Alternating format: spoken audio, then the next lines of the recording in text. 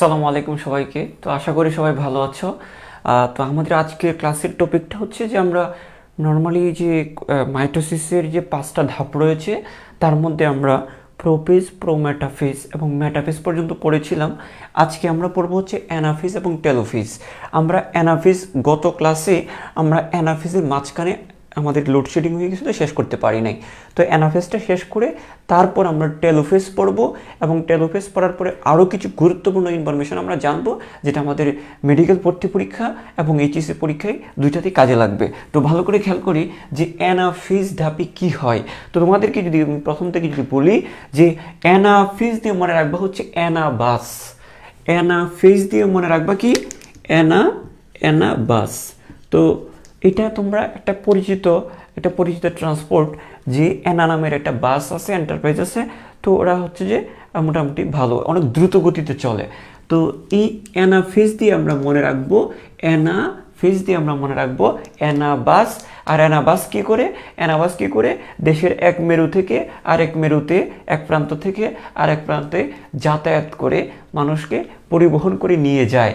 তো অ্যানাবাস যেমন পরিবহন করে মানুষকে এক জায়গা থেকে আরেক জায়গায় নিয়ে যায়, ওই অ্যানাফেজ দশাটাও ক্রোমোজোমকে দুই বিপরীত মেরুর দিকে নিয়ে যাবে।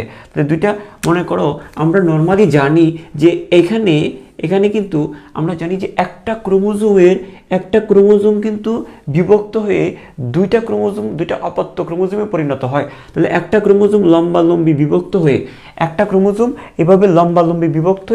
দুইটা ক্রোমোজোমে পরিণত হয়। তাহলে আমরা কি বলতে পারি, একটা ক্রোমোজোম থেকে দুইটা হয়, এটা আগের ধাপটাতে হয়ে যায়। এটা মেটাফেজ ধাপেই কি হয়ে যায়, মেটাফেজ ধাপেই একটা ক্রোমোজোম থেকে দুইটা ক্রোমোজোম হয়, দুইটা অপত্য ক্রোমোজোম হয়। তাহলে একটা থাকবে, একটা যাবে এই মেরুতে।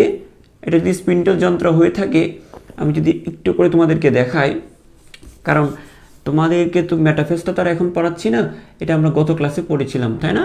আচ্ছা, এটা আমাদের গত ক্লাসের পড়া ছিল। আমি আগে স্পিন্ডল যন্ত্রটা এঁকে ফেলি, তাহলে তোমাদের বুঝতে সুবিধা হবে। আচ্ছা, এই যে দেখো, এটা হচ্ছে ধরো, এটা হচ্ছে স্পিন্ডল যন্ত্র, ধরো এটা হচ্ছে স্পিন্ডল যন্ত্র, এটা স্পিন্ডল তন্তুগুলো। আচ্ছা, এখন আমি যেটা বলতে চাচ্ছিলাম যে দেখো, এটা তো অ্যানাফেজ আগের ধাপটাতে, মানে মেটাফেজ ধাপে আমরা পড়ছি যে মেটাফেজ ধাপে এইটা সেন্ট্রোমিয়ারটা দুইটা ভাগে বিভক্ত হয়। এভাবে লম্বালম্বি কি হয়, লম্বালম্বি এই যে এইভাবে দুইটা ভাগে বিভক্ত হয়। তাহলে একটা ক্রোমোজোম থেকে দুইটা অপত্য ক্রোমোজোম হয়। তাহলে একটা ক্রোমোজোম হচ্ছে এদিকে রওনা করবে, এখান থেকে যে দুইটা ক্রোমোজোম হবে, এখান থেকে দুইটা ক্রোমোজোম, এটা কিন্তু আগের ধাপটাতেই হবে। মেটাফেজ ধাপেই একটা থেকে দুইটা ক্রোমোজোম হবে। তাহলে এই যে দেখো, ঠিক আছে। তাহলে এই যে একটা থেকে যে দুইটা হইল, দুইটা অপত্য ক্রোমোজোম, এগুলো হচ্ছে অপত্য ক্রোমোজোম। একটা থেকে দুইটা কি ক্রোমোজোম, অপত্য ক্রোমোজোম। একটা থেকে দুইটি অপত্য ক্রোমোজোম। এই দেখো, এটা ছিল একটা, এই একটা জিনিস দুই ভাগ হয়ে দুইটা ক্রোমোজোম হয়েছে। এগুলো কিন্তু ওই মেটাফেজিং হয়েছে। অ্যানাফেজের আগের ধাপেই একটা বিভক্ত হয়ে দুইটা ক্রোমোজোম হয়েছে। আচ্ছা, ঠিক আছে, এটা মেটাফেজে হয়েছে। এখানে কি হচ্ছে, অ্যানাফেজে কি হবে, অ্যানাফেজে হবে যে এই দুইটা অপত্য ক্রোমোজোম, এই দুইটা অপত্য ক্রোমোজোম দুই বিপরীত মেরুর দিকে অগ্রসর হবে। ঠিক এখানেও দুইটা অপত্য ক্রোমোজোম দুই বিপরীত মেরুর দিকে অগ্রসর হতে থাকবে। এখানেও দুইটা অপত্য ক্রোমোজোম দুই বিপরীত মেরুর দিকে অগ্রসর হতে থাকবে। এখানেও দুইটা অপত্য ক্রোমোজোম দুই বিপরীত মেরুর দিকে অগ্রসর হতে থাকবে। অর্থাৎ সিম্পল হিসাব হচ্ছে যে একটা ক্রোমোজোম থেকে দুইটা অপত্য ক্রোমোজোম হবে, এই একটা। তাহলে একটা ক্রোমোজোম থেকে দুইটা অপত্য ক্রোমোজোম তৈরি হওয়াটা আগের ধাপে হয়। জাস্ট এখানে শুধু অ্যানাফেজে শুধু কি হবে, অ্যানাবাসের মতো শুধু ট্রান্সপোর্ট করবে। কিন্তু তোমাকে মনে রাখতে হবে যে একটা ক্রোমোজোম থেকে দুইটা ক্রোমোজোম হয়, মানে দুইটা অপত্য ক্রোমোজোম হয় আগের ধাপটাতে। কিন্তু এই ধাপটাতে কি হবে, শুধুমাত্র অ্যানাবাসের মতো দুই মেরুর দিকে যাবে। তো আমি আবারও বলছি, একটু ভালো করে খেয়াল করো, আমি আবারও বলছি, যেটা হচ্ছে যে দুইটি অপত্য ক্রোমোজোম কি করে, দুইটি অপত্য ক্রোমোজোম দুই বিপরীত মেরুর দিকে অগ্রসর হয়, দুইটি অপত্য ক্রোমোজোম দুই বিপরীত মেরুর দিকে অগ্রসর হয়। এই কথাটা কি বলতে পারবো না? এটা কি খুব কঠিন? হ্যাঁ, দুইটি অপত্য ক্রোমোজোম দুই বিপরীত মেরুর দিকে অগ্রসর হয়। এটা যাতায়াত করতেছে, এটা ট্রান্সপোর্ট করতেছে। অ্যানাভাস যেমন এক জায়গা থেকে যাতায়াত করে, এরাও দুটো অপত্য ক্রোমোজোম বিষুবীয় অঞ্চল থেকে মেরুতে যাতায়াত করতেছে। তো আমরা বলতে পারি যে এখানে অ্যানাফেজে কি হচ্ছে, আমরা বলতে পারি এখানে অ্যানাফেজে হচ্ছে যে মেরুমুখী চলন হচ্ছে। কোন দিকে? এই মেরুর দিকে যাচ্ছে, এই মেরুর দিকে যাচ্ছে। তো আমরা বলতে পারি যে মেরুমুখী চলন। তাহলে আমি আবারও একটু সংক্ষিপ্ত আকারে বলি, এখানে একটা ক্রোমোজোম ছিল, একটা ক্রোমোজোম বিভক্ত হয়ে গেছে আগের ধাপটাতে মেটাফেজে, কিন্তু এই ধাপটাতে কি হচ্ছে, বিভক্ত হওয়া দুটি অপত্য ক্রোমোজোম জাস্ট মেরুর দিকে যাচ্ছে। তো দেখো, বিভক্ত হওয়াটা হচ্ছে মেটাফেজে, কিন্তু দুই মেরুর দিকে যাওয়াটা হচ্ছে অ্যানাফেজে। তো আমরা বলতে পারি চলনটা হচ্ছে অ্যানাফেজে। তাহলে কারণ অ্যানাভাস দিয়ে আমরা চলি, অ্যানাফেজ ধাপেও ক্রোমোজোমের চলন হবে। তো এটাকে আমরা কি বলবো? ক্রোমোজোমের মেরুমুখী চলন। ক্রোমোজোমের কি? মেরুমুখী চলন। বুঝছো কিনা একটু আমাকে কমেন্ট করে জানাও। তো এটা হচ্ছে ক্রোমোজোমের মেরুমুখী চলন। তা আমরা বলতে পারি যে দুটি অপত্য ক্রোমোজোম, দুইটা একটা থেকে যে দুইটা তৈরি হয়েছে, ওই তৈরি হওয়া দুইটাকে বলা হচ্ছে অপত্য ক্রোমোজোম। অপত্যর বাংলা হচ্ছে নতুন বা শিশু বা বাচ্চা। তাহলে এই যে দুইটা বাচ্চা ক্রোমোজোম, মাঝখানের ক্রোমোজোমটা বিভক্ত হয়ে দুইটা বাচ্চা ক্রোমোজোমকে বলা হচ্ছে অপত্য ক্রোমোজোম। তো আমরা বলতে পারি যে দুটি অপত্য ক্রোমোজোম,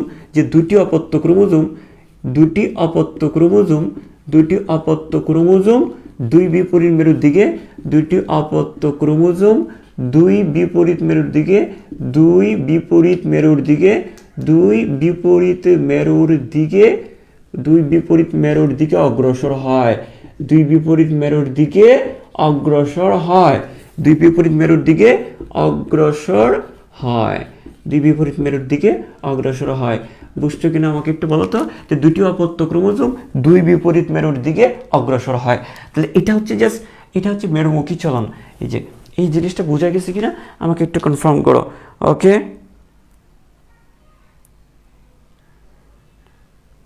আচ্ছা ঠিক আছে, okay fine, okay very good. তাহলে আমরা এটা বুঝে গেছি। হ্যাঁ, আমার কথা বলার এক্সপ্রেশনটা অন্যরকম লাগতেছে হয়তো বা দুইটা কারণ। একটা হচ্ছে যে তোমাদেরকে আগে ক্লাস করাতাম হচ্ছে সন্ধ্যার পরে। আমি তোমাদেরকে বলছিলাম যে সন্ধ্যার পরে ক্লাস দেওয়ার জন্য, কিন্তু এখন ক্লাস করাচ্ছি হচ্ছে ঘুম থেকে উঠেই। তো ঘুম থেকে উঠেই হচ্ছে যে একটু চেঞ্জ হয়। জিনিসটা হচ্ছে যে অনেক কিছু এখানে ব্যাপার থাকে, একদম গলাটা কীরকম ভাঙা ভাঙা লাগতেছে, আর ঘুম ঘুম ভাবটাও এখনও যায় নাই। তো যাই হোক, এক্সপ্রেশন যাই হোক, পড়াটা বোঝানোর চেষ্টা করছি। তো দেখো, তো দুটি অপত্য ক্রোমোজোম দুই বিপরীত মেরুর দিকে অগ্রসর হয়, সিম্পল একটা কথা। তারপরে আর কি হতে পারে এখানে? এই সিম্পল যে দেখো, দুই বিপরীত দিকে অগ্রসর হওয়ার সময় দেখা গেছে যে সেন্ট্রোমিয়ারটা অগ্রগামী আর বাহু দুইটা কি অনুগামী। তো দেখো, এটা হচ্ছে সেন্ট্রোমিয়ার, এটা কি মিয়ার বলো? এটা হচ্ছে সেন্ট্রোমিয়ার। আর এগুলা কি? বাহু। তাহলে বাহুগুলো হচ্ছে কি? বাহুগুলো, তো সেন্ট্রোমিয়ারটা আগে, বাহু দুটা পিছে। তাহলে দেখো, আমরা বলতে পারি যে সেন্ট্রোমিয়ারটা অগ্রগামী, বাহু দুটা অনুগামী। ঠিক আছে, সেন্ট্রোমিয়ারটা অগ্রগামী, এই যে সেন্ট্রোমিয়ারটা অগ্রগামী আর বাহু দুটা কি? অনুগামী। তাহলে আমরা কি বলবো এখানে? যে এই মেরুমুখী চলনে আমরা কি বলবো? এই মেরুমুখী চলনে আমরা বলবো যে এই মেরুমুখী চলনে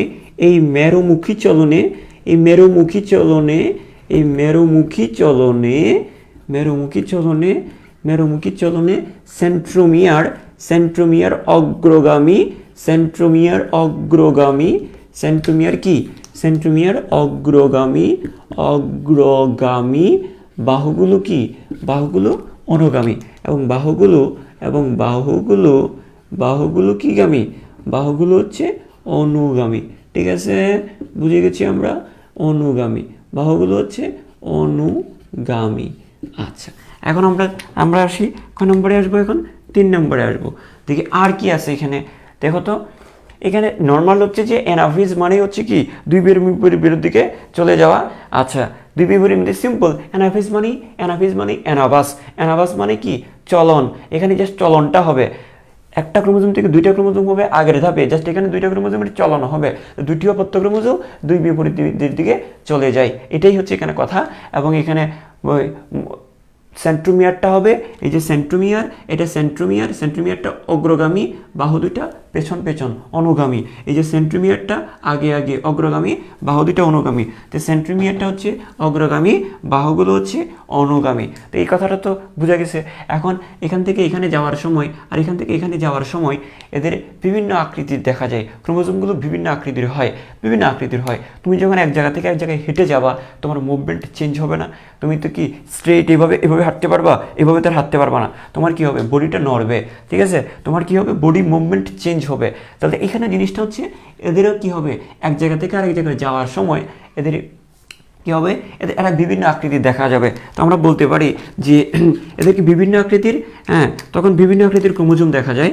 আমরা যদি বলি যে তখন বিভিন্ন আকৃতির, তখন বিভিন্ন আকৃতির ক্রোমোজোম, তখন বিভিন্ন আকৃতির ক্রোমোজোম দেখা যায়, তখন বিভিন্ন আকৃতির ক্রোমোজোম দেখা যায়, তখন বিভিন্ন আকৃতির ক্রোমোজোম দেখা যায়। তার মধ্যে অলরেডি তোমরা ক্লাস 10 এগুলো পড়ে আসছো, অলরেডি তোমরা ক্লাস 10 এগুলো পড়ছো যে কি কি, যে একটা হচ্ছে ভি, একটা হচ্ছে এল, একটা হচ্ছে জে, একটা হচ্ছে আই আকৃতির ক্রোমোজোম।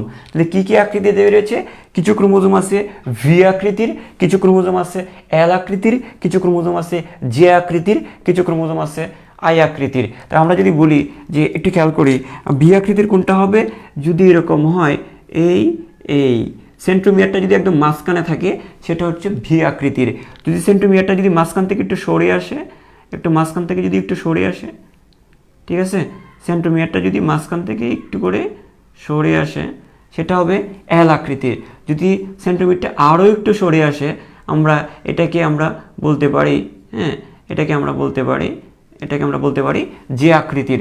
যদি সেন্ট্রোমিয়ারটা একদম প্রান্তে চলে আসে তখন এটাকে আমরা বলতে পারি, হ্যাঁ, এই আই আকৃতির। তো আমরা একে কয়েকটা আকৃতির আমরা দেখতে পেলাম। তো আমরা যদি বলি যে একদম সেন্টিমিটারটা মাঝে, এটা সেন্টিমিটার মাঝ থেকে একটু সরে গেছে, তো এটা হচ্ছে মাঝে কথাটার মানে কি? এই মাঝে কথাটার মানে কি? এই বলো না, মাঝে মানে হচ্ছে মেটা। তোমরা পড়ো না, একটু আগে পড়াইছি না, মানে গত ক্লাসে। মাঝে মানে হচ্ছে মেটা। মাঝে মানে কি? মেটা। মাঝে মানে মেটা। তাহলে দেখো সেন্ট্রোমিয়ারটা যদি মাঝে থাকে, সেন্ট্রোমিয়ার এই যে দেখো ভি মানে সেন্ট্রোমিয়ারটা ঠিক মাঝে, ভি মানে সেন্ট্রোমিয়ারটা মাঝে, সেন্ট্রোমিয়ারটা মেটাতে, তো আমরা কি বলবো? মেটাসেন্ট্রিক। তাহলে এটাকে আমরা বলবো এখানে সেন্ট্রোমিয়ার মেটাতে, তাই এটার নাম হচ্ছে মেটাসেন্ট্রিক। তো এটার নাম কি? এটার নাম হচ্ছে মেটাসেন্ট্রিক।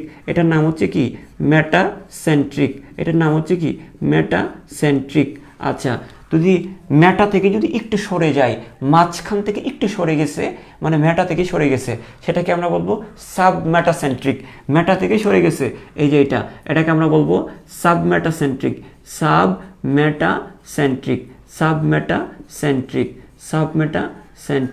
ঠিক আছে? তাহলে কি? সাবমেটাসেন্ট্রিক। এখন দেখো তোমরা যেটাতে ভুল করো সেটা হচ্ছে যে এটাকে আমরা কি বলি, এটা মনে থাকে না প্রায় সময়। যেটাকে আমরা কি বলবো একটু দেখো, যেটাকে আমরা মনে রাখবো জ্যাক। আমরা অনেক সময় জ্যাকসনের নাম শুনি না, মাইকেল জ্যাকসন অথবা জ্যাক বা জ্যাকসন, যাই বলো না কেন, জ্যাক বা জ্যাকসন। ওই জ্যাকসন শব্দটা মনে রাখবো আমরা, জ্যাক শব্দ মনে রাখবো, অথবা জ্যাক। তাহলে এইতে দেখো জ্যাকের মধ্যে একটা এক আছে না, জ্যাকের মধ্যে একটা কি আছে? এক আছে। তো জ্যা দিয়ে মনে রাখবো আমরা জ্যাক, আর জ্যাকের মধ্যে এক আছে, তা আমরা মনে রাখবো এটা হচ্ছে অ্যাক্রোসেন্ট্রিক। এটা কি সেন্ট্রিক? এটা হচ্ছে অ্যাক্রোসেন্ট্রিক।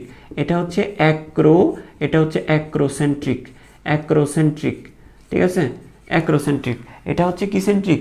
অ্যাক্রোসেন্ট্রিক। ঠিক আছে? হ্যাঁ, এটা হচ্ছে কি সেন্ট্রিক? এটা হচ্ছে অ্যাক্রোসেন্ট্রিক। তাহলে ভালো করে খেয়াল করো, একদম মাঝখানে যদি থাকে সেটা হচ্ছে মেটাসেন্ট্রিক, মাঝখান থেকে একটু সরে গেছে সেটা হচ্ছে সাবমেটাসেন্ট্রিক। আচ্ছা, আর যে দিয়ে মনে রাখবো আমরা কি? জ্যাক মানে অ্যাক্রোসেন্ট্রিক। আচ্ছা, ঠিক আছে। তারপর আমরা এই যে দেখো আরেকটা হচ্ছে কি সেন্ট্রিক, আরেকটা হচ্ছে আমরা যদি বলি এটা হচ্ছে আই, এটাকে আমরা বলবো ট্যালোসেন্ট্রিক, মানে একদম প্রান্তে। ট্যালো মানে কি? তাহলে মাঝে মানে মেটা, আর প্রান্তে মানে কি? ট্যালো। সবসময় এটা মনে রাখবা বায়োলজিতে, মাঝে মানে মেটা, মাঝে মানে মেটা, আর প্রান্তে মানে কি একদম টেলো। তাহলে এটা হচ্ছে আমাদের কিসেন্ট্রিক, এটা হচ্ছে আমাদের টেলোসেন্ট্রিক, এটা হচ্ছে আমাদের কিসেন্ট্রিক, এটা হচ্ছে আমাদের টেলোসেন্ট্রিক, এটা হচ্ছে আমাদের কিসেন্ট্রিক, এটা হচ্ছে আমাদের টেলোসেন্ট্রিক, এটা হচ্ছে আমাদের কিসেন্ট্রিক, এটা হচ্ছে টেলোসেন্ট্রিক। তাই সিম্পল, হয়তো বা তোমরা এগুলো আগে থেকেই জানো, তবে জাস্ট নামগুলো একটু মনে রাখতে হবে। VLGI আকৃতির, ভি আকৃতির হলে সেটা সেন্টিমিটারটা মাঝে মানে মেটাতে, এটা মেটাসেন্ট্রিক। আর এল মানে কি মাঝখান থেকে একটু সরে গেছে, মেটা থেকে সরে গেছে, সাব মেটাসেন্ট্রিক, সাব মেটাসেন্ট্রিক। আর যে মানে কি এটা হচ্ছে অ্যাক্রোসেন্ট্রিক, জ্যাক দিয়ে মনে রাখবো আমরা, জ্যাকসন দিয়ে মনে রাখবো অ্যাক্রোসেন্ট্রিক। আর আই মানে কি এক প্রান্তে, এক প্রান্তে, প্রান্ত মানে কি টেলো, তো এটাকে আমরা বলবো টেলোসেন্ট্রিক, এটাকে আমরা বলবো কি টেলোসেন্ট্রিক। আচ্ছা ঠিক আছে, এই হচ্ছে আমাদের মোটামুটি এই জায়গায় আমরা কেন তাহলে মেরুমুখী চলন, দুটি অপত্য ক্রোমোজোম দুই বিপরীত মেরুর দিকে অগ্রসর হয়। এই মেরুমুখী চলনের সেন্ট্রোমিয়ার অগ্রগামী এবং বাহুগুলো অনুগামী হয়। এগুলো এইভাবে রিডিং দিতে গেলে একটু টাফ, মানে একটু মনে রাখাটা টাফ। তুমি মনে রাখবে শুধুমাত্র অ্যানাভেজ মানে হচ্ছে অ্যানাভাস, অ্যানাভাস মানে চলন, এখানেও কি চলন, দুই বিপরীত মেরুর দিকে চলন।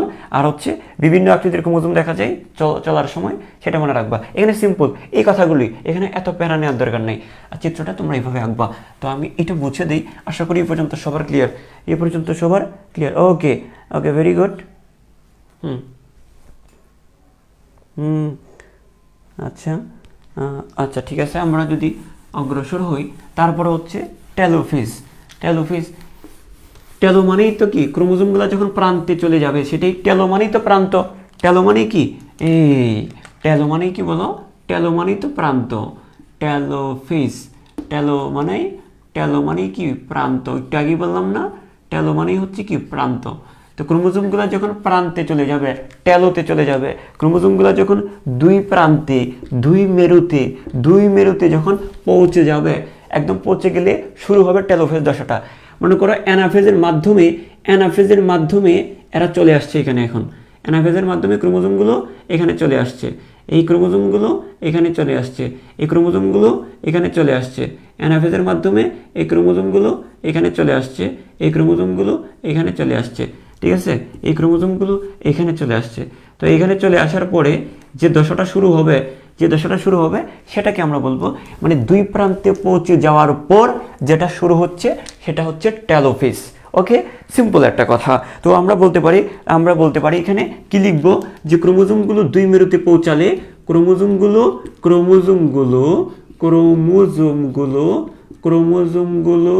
দুই মেরুতে পৌঁছালে, ক্রোমোজোমগুলো দুই বিপরীত মেরুতে দুই বিপরীত মেরুতে পৌঁছালে কি শুরু হয়, টেলোফেজ দশা শুরু হয়। টেলোফেজ দশা শুরু হয়, ঠিক আছে। আচ্ছা, তাহলে এখানে কি হবে, তোমাদেরকে বলছিলাম যে প্রথম ধাপটা কি ছিল, একদম প্রোফেজ ধাপ ছিল। তো প্রথম ধাপে আমি কি বলছিলাম তোমাদেরকে, যে একটা টান করে রাখা রাবারকে তুমি ছেড়ে দেবা, টান করে রাখা রাবারকে ছেড়ে দিবে, এটা হচ্ছে প্রথম ধাপের গঠন ছিল, যেটা টান করে রাখাটা রাবারকে তুমি ছেড়ে দিছো, এটা হচ্ছে প্রথম ধাপ। আর এই লাস্ট ধাপে কি করতে বলছিলাম, যে একটা রাবারকে তুমি টান করে ধরো, একটা রাবারকে এসে টান করে ধরো। এখন রাবারকে টান করে ধরো, রাবারকে যদি টান করে ধরো, রাবারটা কেমন হবে, রাবারটা কি হবে, এই রাবারটা একটু লম্বা হবে, একটু সরু হবে, ভালো করে খেয়াল করো, একটু লম্বা হবে, একটু সরু হবে, একটু কি হবে, প্রসারিত হবে, লম্বা, প্রসারিত, সরু এবং দেখতে অস্পষ্ট হবে। ভালো করে খেয়াল করো, আমি কি বলছি, একটু জিনিসটা বৈশিষ্ট্যগুলো মুখস্থ করলে একটু থাকবে না, জাস্ট একটু ইমাজিন করো, তুমি একটা রাবারকে টান করে ধরছো, রাবারটা কি হবে, লম্বা হবে, একটু সরু হবে, টান দিছো মানে প্রসারিত হবে, একই সাথে কী হবে, প্রসারিত হবে এবং দেখতে অনেকটা অস্পষ্ট হবে। অর্থাৎ তুমি প্রথম ধাপে যে ঘটনাগুলো হয়েছিল ঠিক উল্টা ঘটনাটাই ঘটবে এখানে। তো আমরা বলতে পারি যে ক্রোমোজোমগুলো কী হবে, আমি যদি বলি যে ক্রোমোজোমগুলো এখানে রাবারটা যেমন টান দিলে লম্বা হয়, প্রসারিত হয়, সরু হয়, অস্পষ্ট হয়, ঠিক ক্রোমোজোমগুলো এই ঘটনাগুলো এখানে ঘটবে। তো ক্রোমোজোমগুলো কী হবে, এই ঘটনাগুলো ঘটবে। তাহলে আমরা বলতে পারি যে ক্রোমোজোমগুলো দেখো দেখো এদিকে ক্রোমোজোমগুলো কি হবে, ক্রোমোজোমগুলো লম্বা হয়, লম্বা হয়, লম্বা হয়, তারপর হচ্ছে লম্বা হবে, প্রসারিত হয়, লম্বা হয়, প্রসারিত হয়, প্রসারিত হয়, প্রসারিত হয়। তুমি টান দিচ্ছ, এটা কি প্রসারিত হচ্ছে না? প্রসারিত হয়, তারপর এটা একটু একটু চিকন হয়ে যাবে, সরু হয়, সরু হয়, সরু হয়, এবং এবং এবং দেখতে অস্পষ্ট হয়, এবং কি হবে? অস্পষ্ট হয়, এবং কি হবে? অস্পষ্ট হয়, এবং অস্পষ্ট হয় এই ধাপটাতে। ঠিক আছে, এটা বোঝা গেছে কিনা? তাই এতটুকু যদি বুঝো তাহলে তো এখন আরেকটা কথা বলছিলাম, এই তুমি যে সংকুচিত হওয়ার সময় এখানে কিন্তু প্রসারিত হচ্ছে, প্রসারিত হয়, তাই না? হ্যাঁ, তুমি যখন প্রথম ধাপে কি হয়েছিল, একদম প্রোফেজ ধাপে, তা দেখো একটার সাথে আরেকটা তুমি পরে মনে রাখতে পারবা। প্রোফেজ ধাপে কি হয়েছিল? সংকুচিত হয়েছিল, পানি বের হয়ে গেছিল। আর এখানে কি হচ্ছে? প্রসারিত হচ্ছে, তার মানে পানি যোজন ঘটবে। সংকুচিত হইলে, সংকুচিত মানে চিপায়া ফেলা, পানিটা বের করে ফেলা, কিন্তু এখানে প্রসারিত হচ্ছে, তার মানে এখানে জলযোজন ঘটতেছে। তো ক্রোমোজোমগুলোর কি ঘটবে? ক্রোমোজোমগুলোর জলযোজন ঘটবে, ক্রোমোজোমগুলোর জলযোজন ঘটে, ক্রোমোজোমগুলোর কি ঘটে? জলযোজন, ক্রোমোজোমগুলোর জলযোজন, ক্রোমোজোমগুলোর জলযোজন ঘটে, ক্রোমোজোমগুলোর কি ঘটে? জলযোজন ঘটে, মানে সে পানি শোষণ করে আর কি, পানি যোজন হয়।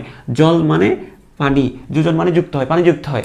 আচ্ছা দেখো, জিনিসটা ক্রোমোজোমটা যদি পানিযুক্ত হয়ে যায়, প্রসারিত হয় বলে, সংকুচিত হলে যদি পানি পানি কি বিয়োজন হয়, তাহলে প্রসারিত হইলে পানির কি হবে? যোজন হবে, তো পানি যোজন ঘটবে। আচ্ছা, পানির যদি যোজন ঘটে, খেয়াল করো, এটা কি জিনিসটা পানসে হয়ে যাবে না? জিনিসটা কি হয়ে যাবে? জিনিসটা পানসে পানসে হয়ে যাবে। এটা কি আর রং ধারণ করবে? তুমি একটা ভেজা কাপড়কে তুমি যদি রং করো, রংটা থাকবে না। তো এখানে জলযোজন ঘটতেছে মানে কি? সেটা রং ধারণ ক্ষমতা হারিয়ে ফেলবে। সেটা কি হবে? কি হবে রে? রং ধারণ ক্ষমতা হারায়। এবং আমি একটা লাইনে লিখে দিচ্ছি, এবং রং ধারণ ক্ষমতা, এবং রং ধারণ ক্ষমতা হারিয়ে ফেলে, রং ধারণ ক্ষমতা হারায়, রং ধারণ ক্ষমতা হারায়। আগের মতো আর রং ধারণ করতে পারবে না, আগের মতো আর কি করতে পারবে না? রং ধারণ করতে পারবে না। আচ্ছা ঠিক আছে, রং ধারণ ক্ষমতা হারায়। এখানে এই যে হারাই কথাটা দিয়ে আমরা মনে রাখবো, এখানে কিন্তু আরও অনেক কিছু হারাবে। এই হারাই দিয়ে আমরা মনে রাখবো একটা জিনিস, খেয়াল করো, প্রথম ধাপটার মধ্যে কি হয়েছিল দেখো তো, প্রথম ধাপে। আচ্ছা এখন দেখো একটা জিনিস, তোমরা প্র্যাকটিক্যালি একদম বাস্তবিকভাবে চিন্তা করো, ক্রোমোজোমগুলো সুতা বেয়ে বেয়ে বেয়ে বেয়ে, মনে করো আমরা কোনো জায়গায় যদি ধরো একজন, বাংলা সিনেমায় দেখো নাই যে, আল্লাহ মাফ করো পূজার দিন, কিন্তু এরকম হয় অনেক সময়, দেখা গেছে যে তার গার্লফ্রেন্ডের সাথে দেখা করতে যাবে, তো রশি বেয়ে বেয়ে বেয়ে বেয়ে বেয়ে বেয়ে, মানে ওই দিক দিয়ে তো যেতে পারে না, কারণ চাকরি নাই, বিয়ে দিবে না, মেয়ের বাপ ছেলের কাছে বিয়ে দিবে না, তো এগুলো তো এটা হচ্ছে যে মেনে নিবে না, অথবা উত্তম মধ্যম দিবে। এই জন্য মানে শর্টকাট পদ্ধতিতে জানালা দিয়ে মনে করো মেয়ে ওড়না ফেলতেছে অথবা রশি ফেলতেছে, তখন ওইটা বেয়ে বেয়ে বেয়ে বেয়ে বেয়ে বেয়ে মেয়ের কক্ষে ঢুকে গিয়ে অনৈতিক কাজ করে দেয়। যাই হোক, এখানে যেটা হচ্ছে যে ওই ক্রোমোজোমগুলো কী করবে, এরকম দড়ি বেয়ে বেয়ে বেয়ে বেয়ে বেয়ে বেয়ে এখানে চলে গেছে, এখানেও ক্রোমোজোমগুলো দড়ি বেয়ে বেয়ে বেয়ে বেয়ে বেয়ে বেয়ে এখানে চলে গেছে। ঠিক আছে, তো দেখো ক্রোমোজোম কিন্তু দুই জায়গায় পৌঁছে গেছে, কিন্তু তাহলে এখানে কিন্তু আর কোনো কি নাই, ওদের কিন্তু আর কোনো কাজ নাই। এই যে রশিগুলোর কোনো আর কাজ আছে? মেয়েটা কি, তুমি বলো একবার, মেয়েটা কি উন্নাটা কি আর ফেলে রাখবে? মেয়েটা যদি উন্নাটা ফেলে রাখে, তার বাবার যে দারওয়ানগুলো, যে চেলাপেলা যেগুলো আছে, গুন্ডাগান্ডা যেগুলো আছে, এগুলো তো বুঝে ফেলবে যে এখানে কিছু একটা হচ্ছে। এই জন্য এই উন্নাটাকে আবার উনি কী করবে, নায়িকা কী করবে, উন্নাটাকে আবার তাড়াতাড়ি করে, বা শাড়িটাকে তাড়াতাড়ি করে আবার নিয়ে নিবে। তো এখানে জিনিসটা হচ্ছে এটার আর কাজ নাই, যা হওয়ার ভিতরে হবে, এখন এখানে আর কোনো কাজ নাই। অর্থাৎ ওই যে সুতাগুলোর, এগুলোর আর কোনো দরকার নাই, মানে ওই যে স্পিন্ডল তন্তুগুলোর আর দরকার নাই, তাহলে স্পিন্ডল তন্তুগুলো হারায় যাবে এখানে, ওই হারানো দিয়ে মনে রাখবা। তাই আমি যদি বলি যে কী বলবো, যে স্পিন্ডল তন্ত্র এবং এক একটাকে বলি আমরা স্পিন্ডল তন্তু, পুরাটাকে সবাইকে একত্রে বলি স্পিন্ডল যন্ত্র, এক একটাকে বলি আমরা স্পিন্ডল তন্তু, পুরাটাকে বলি আমরা স্পিন্ডল যন্ত্র। তা আমরা কি বলবো, এখানে আমরা বলতে পারি যে স্পিন্ডল যন্ত্রটা বিলুপ্ত হয়ে যায়। তা আমরা এখানে বলতে পারি আর তো দরকার নাই, 2 মিনিটে এখানে পৌঁছে গেছে, তো এদের আর দরকার নাই এখন। তা আমরা বলবো যে স্পিন্ডল যন্ত্র কি কি বলবো আমরা? স্পিন্ডল যন্ত্র বিলুপ্ত হয়ে যায়। স্পিন্ডল যন্ত্র বিলুপ্ত বিলুপ্ত হয়ে যায়। স্পিন্ডল যন্ত্র বিলুপ্ত হয়ে যায়। ঠিক আছে, আচ্ছা স্পিন্ডল যন্ত্র বিলুপ্ত হয়ে গেছে, আচ্ছা ঠিক আছে। আচ্ছা এই স্পিন্ডল যন্ত্র বিলুপ্ত হয়ে গেছে, এখন কথা হচ্ছে একটা জিনিস খেয়াল করো, এই যে নায়ক নায়ক নায়ক যে উপরে উঠে গেছে, নায়ক যে দড়ি বেয়ে বেয়ে বেয়ে বেয়ে বেয়ে বেয়ে যে উপরে উঠে গেছে, এখানে নায়িকার রুমে ঢুকে গেছে, তো নায়িকা তো বলতেছে যে হ্যাঁ এখানে যদি আমার বাবা দেখে বা আমার বাবার গুন্ডা ফুন্ডা যদি দেখে তাহলে কেলেঙ্কারি হয়ে যাবে। তখন কি করে? দরজাটা লক করে দেয় না ঠাস করে, হ্যাঁ মানে একটা হয়তো বা পর্দা দিয়ে হ্যাঁ এ করে রাখে, অথবা মনে করো হঠাৎ করে একটু টাস আওয়াজ হয়েছে, টাস টাস করে আওয়াজ হয়েছে, তখন কি করবে? দেখা গেছে যে নায়ককে ওই যে পর্দার আড়ালে লুকিয়ে রাখবে, এই তুমি যাও তো ওইদিকে যাও, তাড়াতাড়ি ওইদিকে যাও। তো জিনিসটা হচ্ছে এরকম, এই ক্রোমোজোমগুলো কি হবে? পর্দার আড়ালে লুকিয়ে যাবে। এই যে পর্দা, এটাকে বলবো আমরা কোষ পর্দা, সরি নিউক্লিয়ার পর্দা। নিউক্লিয়ার পর্দা, এই নিউক্লিয়ার পর্দা দিয়ে এই ক্রোমোজোমগুলো লুকিয়ে যাবে। এই নিউক্লিয়ার পর্দা এখানে তৈরি হবে, নিউক্লিয়ার পর্দার আড়ালে এরা ঢুকে যাবে। তো এটা হচ্ছে নিউক্লিয়ার পর্দা, আর এখানে কিছু নিউক্লিয়াস তৈরি হবে। এখানে মানে এটা হচ্ছে পুরাটা হচ্ছে নিউক্লিয়ার পর্দা, আর এখানে তৈরি হবে কি? নিউক্লিওলাস। কি তৈরি হবে?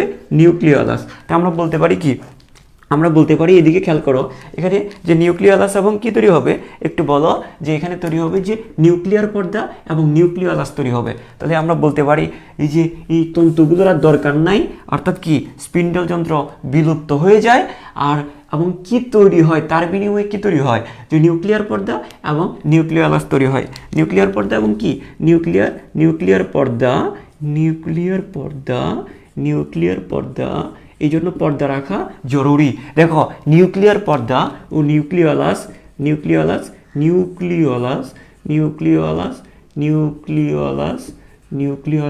তৈরি হয়। নিউক্লিয়ার পর্দা এবং নিউক্লিওলাস কি হয়? তৈরি হয়। এই ধাপে এটা তৈরি হয়। ঠিক আছে, বোঝা গেছে? এতটুকু বুঝছো কিনা আমাকে একটু কনফার্ম করো। তা আচ্ছা দেখো, দেখো এই যে নিউক্লিয়ার পর্দা এবং নিউক্লিয়াস যে তৈরি হয়েছে, তাই না? তাহলে পর্দা আছে এখানে, তো পর্দা থাকলে পর্দার আড়ালে অনেক কিছু হবে, তাহলে নতুন কিছু একটা তৈরি হয়ে গেছে। এখানে একটা কিছুর জন্ম হয়েছে। কিসের জন্ম হয়েছে? দেখো এই যে দেখো এখানে যেটার জন্ম হয়েছে সেটার নাম হচ্ছে নিউক্লিয়াস, অপত্য নিউক্লিয়াস। বাচ্চা তৈরি হয়েছে এখানে, মানে অপত্য মানে বাচ্চা নিউক্লিয়াস। তো আমরা বলতে পারি এখানে একটা বাচ্চা তৈরি হয়েছে, এখানে একটা বাচ্চা তৈরি হয়েছে, মানে কি এখানে একটা বাচ্চা নিউক্লিয়াস, এখানে একটা বাচ্চা নিউক্লিয়াস। তা বাচ্চা না বলে আমরা একটু শুদ্ধ বাংলা মারাবো, এটা একটা অপত্য নিউক্লিয়াস, এটা একটা অপত্য নিউক্লিয়াস।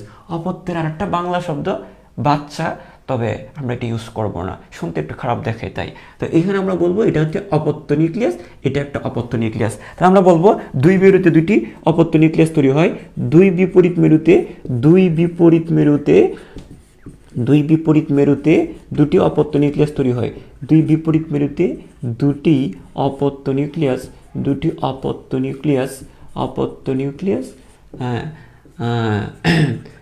নিউক্লিয়াস সৃষ্টি হয়। দুই বিপরীত মেরুতে দুটি অপত্য নিউক্লিয়াস সৃষ্টি হয়।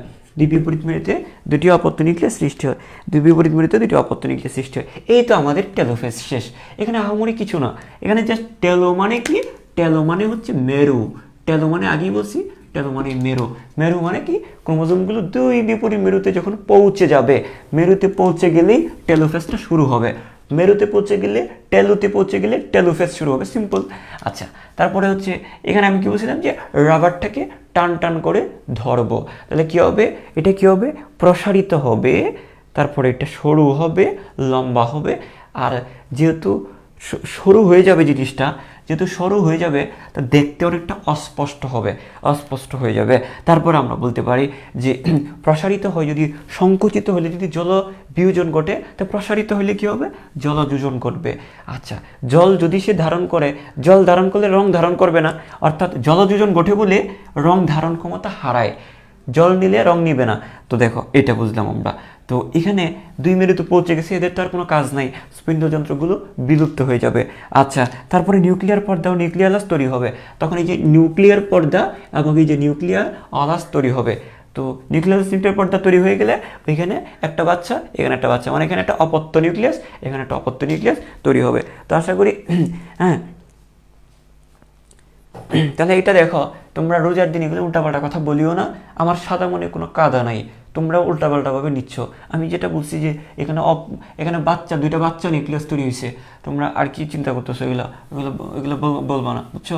এগুলো আমার দেখতে খারাপ লাগে। এদিকে দেখো, তারপরে আমরা যদি বলি যে এই জায়গায় যদি আমরা নেক্সট যদি, তাহলে আমাদের কীগুলো শেষ? আমাদের কিন্তু 5টা পর্যায় শেষ।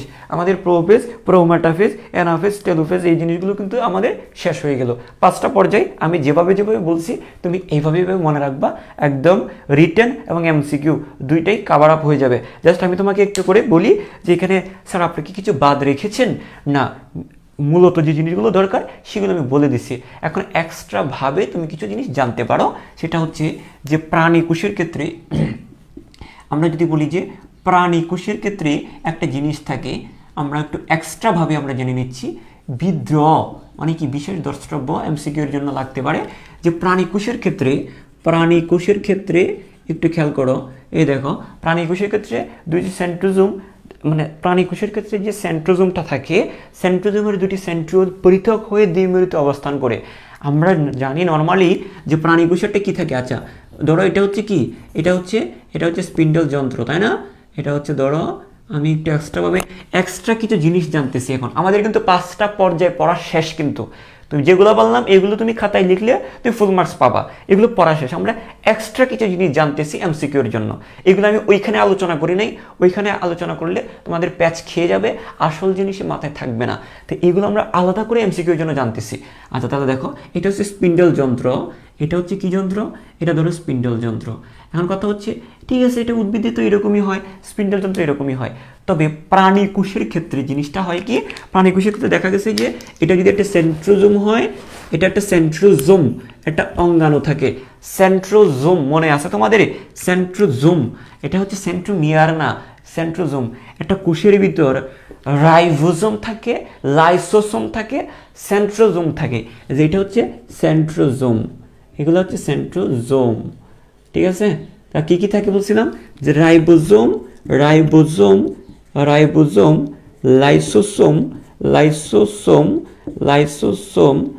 লাইসোসোম, তারপরে হচ্ছে সেন্ট্রোজোম এরকম থাকে, তাই না? এই জিনিসগুলো থাকে। তো এই যে সেন্ট্রোজোমের মধ্যে দুটো জিনিস থাকে, এগুলাকে বলা হয় গোল গোল, যেগুলো থাকে এগুলো সেন্ট্রিওল। কি বলবো আমরা? গোল গোল যেগুলা, এগুলা কি? সেন্ট্রিওল। তা দেখো সেন্ট্রিওল, কি বলবো? সেন্ট্রিওল। তাহলে দেখো পুরা জিনিসটাকে আমরা বলবো কি? সেন্ট্রোজোম। সেন্ট্রোজোমের ভিতরে যে দুইটা গোল গোল, এগুলো হচ্ছে সেন্ট্রিওল। মনে থাকবে, আমি আবারও বলছি, পুরা জিনিসটাকে বলা হয় সেন্ট্রোজোম। সেন্ট্রোজোমের ভিতরে যে দুইটা গোল গোল অংশ থাকে, এদেরকে আমরা বলি সেন্ট্রিওল। তো প্রাণী কোষের ক্ষেত্রে যেটা হয়, যে দেখো প্রাণী কোষের ক্ষেত্রে যেটা হবে যে সেন্ট্রোজোমের দুটি সেন্ট্রিওল, এই যে পুরা জিনিসটার নাম সেন্ট্রোজোম। তো সেন্ট্রোজোমের দুটি সেন্ট্রিওল পৃথক হয়ে 2 মেরুতে পৌঁছে যায়। পৃথক হয়ে কয় মেরুতে পৌঁছায়? 2 মেরুতে। তাহলে দেখো এইটা পৃথক হয়ে গিয়ে একটা সেন্ট্রোজোম এখানে পৌঁছে যাবে, এই মেরুতে পৌঁছায়, আর একটা সেন্ট্রিওল এই মেরুতে পৌঁছায়। তো 2 মেরুতে পৌঁছে গিয়ে ওরা কি করে? 2 মেরুতে পৌঁছে গিয়ে এরা কি করে একটু দেখো, এরা যে কাজটা করবে, এরা হচ্ছে এই যে দেখো, এরা কিছু এগুলো তো স্পিন্ডল তন্তু। এই স্পিন্ডল তন্তু ছাড়াও এরা এক্সট্রা কিছু তন্তু তৈরি করে। এরা এরকম অ্যাস্টার রে তৈরি করে। কি তৈরি করবে? এরা অ্যাস্টার রে তৈরি করবে।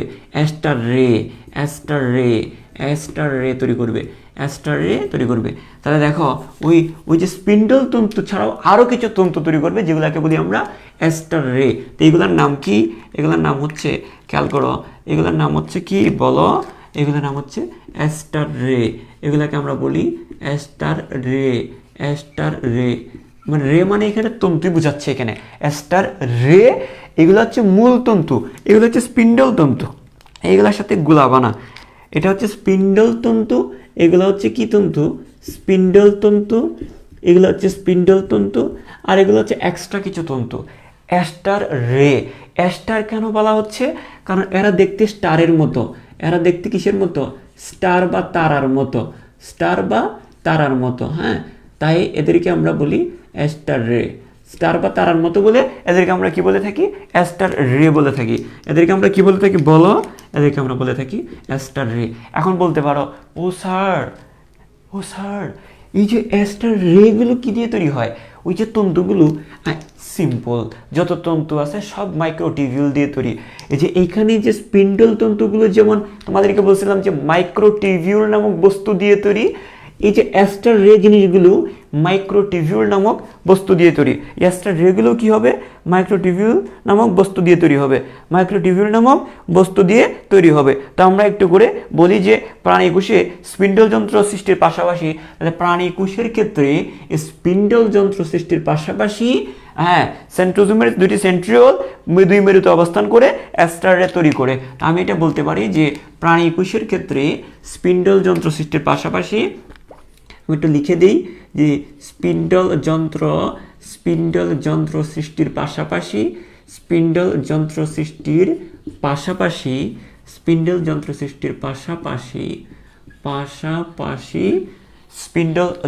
সৃষ্টির পাশাপাশি কি করবে? যে সেন্ট্রোজোমের দুটি সেন্ট্রিওল দুই মেরুতে অবস্থান নেই। সেন্ট্রোজোমের দুটি সেন্ট্রিওল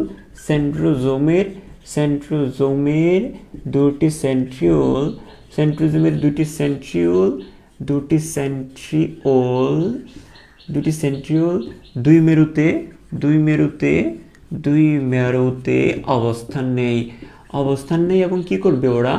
অবস্থান নেই এবং অ্যাস্টার রে তৈরি করে এবং অবস্থান করে এবং অ্যাস্টার রে তৈরি করে এবং কি তৈরি করে? অ্যাস্টার রে তৈরি করে। এটাকে আমরা অ্যাস্টার বলতে পারি। অ্যাস্টার রে তৈরি করে, ঠিক আছে? সিম্পল এটা কঠিন কিছু না।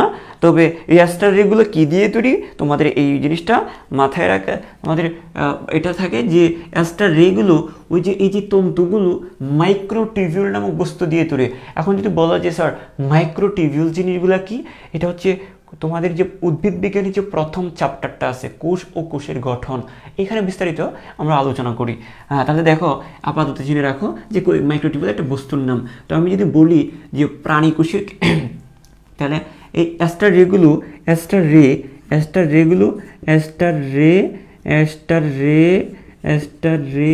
মাইক্রোটিবিউল,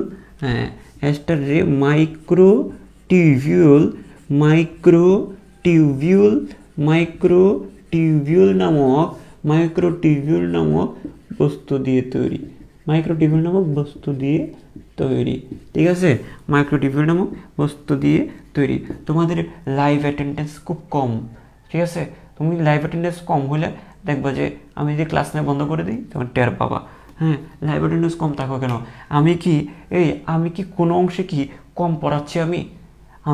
আমার একটা মেডিকেল ব্যাচ শুরু হয়েছে আলাদা, তোমরা জানো। আমি যেরকমটা মেডিকেল ব্যাচে পড়াচ্ছি ঠিক এরকমটা এখানে পড়াচ্ছি। এটা কি আমি আলাদা করে দেখতেছি? এটা তো আমার কাছে সব স্টুডেন্ট সমান। তো তুমি এই জিনিসটা, তোমরা লাইভে কেন থাকবা না? লাইভে অ্যাটেন্ডেন্স আজকে কম কেন? তোমাদের মিনিমাম প্রতিদিন 1000 জন লাইভে থাকবা। পরবর্তীতে যারা ভিডিওটা দেখবা, তোমরা যে লাইভে থাকতেছো না, এটার খেসারত দিতে হবে তোমাদের। একবার যে ক্লাস নেওয়া বন্ধ করে দিলে, তারপর বুঝবা। তাহলে দেখো, এখানে আমি যদি বলি যে অ্যাস্টার রে মাইক্রোটিবিউল নামক বস্তু দিয়ে তৈরি, আচ্ছা ঠিক আছে। আমি যদি এটা বুঝলাম, এটা আরেকটা জিনিস হচ্ছে যে এইখানে একটা জিনিস আমি তোমাদেরকে বলি যে অ্যাস্টার রেগুলো দুই প্রান্ত থেকে ধরে রাখে। ভালো করে খেয়াল করো, এই অ্যাস্টার রেগুলোর কাজ কি? বলতে পারি যে স্যার এটা কেন তৈরি হচ্ছে? ওই অ্যাস্টার রেগুলো কেন তৈরি হচ্ছে? এটা হচ্ছে যে ওই যে এই যে স্পিন্ডল যন্ত্রটাকে দেখো, স্পিন্ডল যন্ত্রটা কার মধ্যে আটকে আছে? এখন এই অ্যাস্টার রে, এই যে অ্যাস্টার রের মাঝখান দিয়ে আটকে আছে। অর্থাৎ স্পিন্ডল যন্ত্রটাকে, এই যে দেখতেছো, এই যে স্পিন্ডল যন্ত্রটা এই যে দেখো, এই যে আমরা এইভাবে বলতে পারি, খেয়াল করো, আমরা এইভাবে বলতে পারি। এই যে এদিকে একটু দেখো, আমি তোমাদেরকে বলি, একটু দেখো, দাঁড়াও। এই যে দেখো, এগুলো অ্যাস্টার রে না? আমার মনে করি হাতের আঙ্গুলগুলো এক একটা অ্যাস্টার রে। এই অ্যাস্টার রে, ওই অ্যাস্টার রে কি করতেছে? স্পিন্ডল যন্ত্রটাকে দুই পাশ থেকে ধরে রাখতেছে, এভাবে ধরে রাখতেছে। এই যে এইভাবে ধরে রাখতেছে। তাহলে আমরা কি বলতে পারি যে অ্যাস্টার রেগুলো, হ্যাঁ হ্যাঁ দেখো আমরা বলতে পারি যে অ্যাস্টার রে তন্তুগুলোকে দুই প্রান্ত থেকে ধরে রাখে। অ্যাস্টার রে হ্যাঁ, তো অ্যাস্টার রে তন্তুগুলোকে স্পিন্ডল তন্তুগুলোকে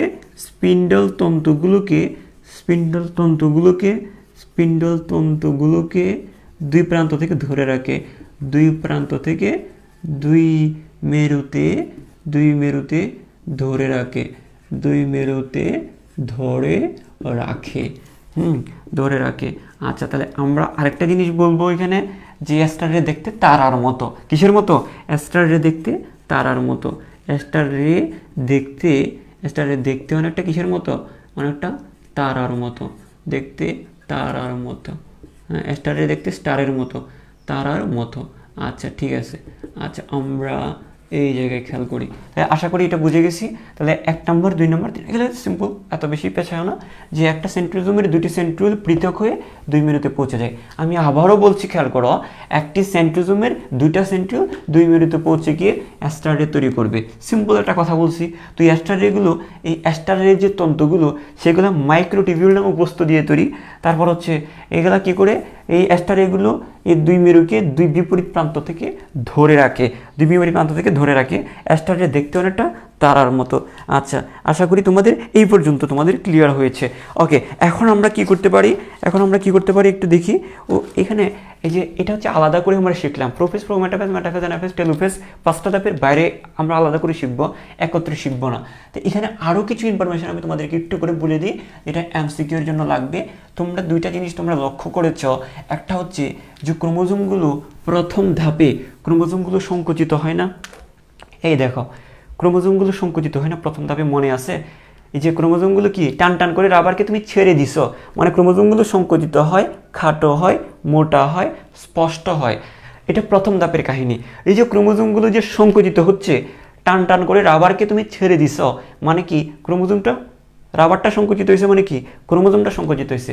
এই যে ক্রোমোজোমের সংকোচনটা কেন হয় একটা বিষয় আমরা জানবো, আর একটা বিষয় আমরা জানবো ওই যে দেখো, ওই যে নিউক্লিয়ার মেমব্রেনগুলো কেন বিলুপ্ত হয় সেটা আমরা জানবো। তাহলে দেখো, ক্রোমোজোমগুলো কেন সংকুচিত হয় আর নিউক্লিয়ার যে মেমব্রেনটা প্রথম ধাপে কেন বিলুপ্ত হয়, একদম প্রথম ধাপে। 2টা ঘটনা এখানে ঘটতেছে।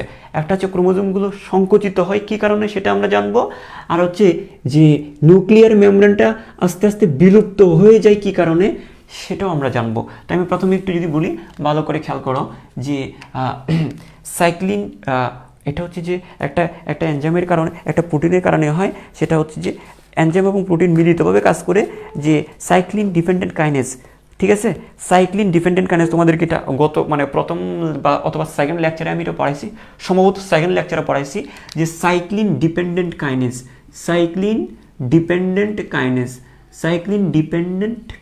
খেয়াল করো, পরে জিনিসটা বুঝাই না তারপর বুঝবা। আগে দেখো, সাইক্লিন ডিপেন্ডেন্ট কাইনেজ নামক এক ধরনের প্রোটিন ছিল, প্রোটিন গঠিত এনজাইম। তো সাইক্লিন ডিপেন্ডেন্ট কাইনেজ দ্বারা কি হয়, সাইক্লিন ডিপেন্ডেন্ট কাইনেজ দ্বারা কিছু প্রোটিনের ফসফোরাইলেশন হয়।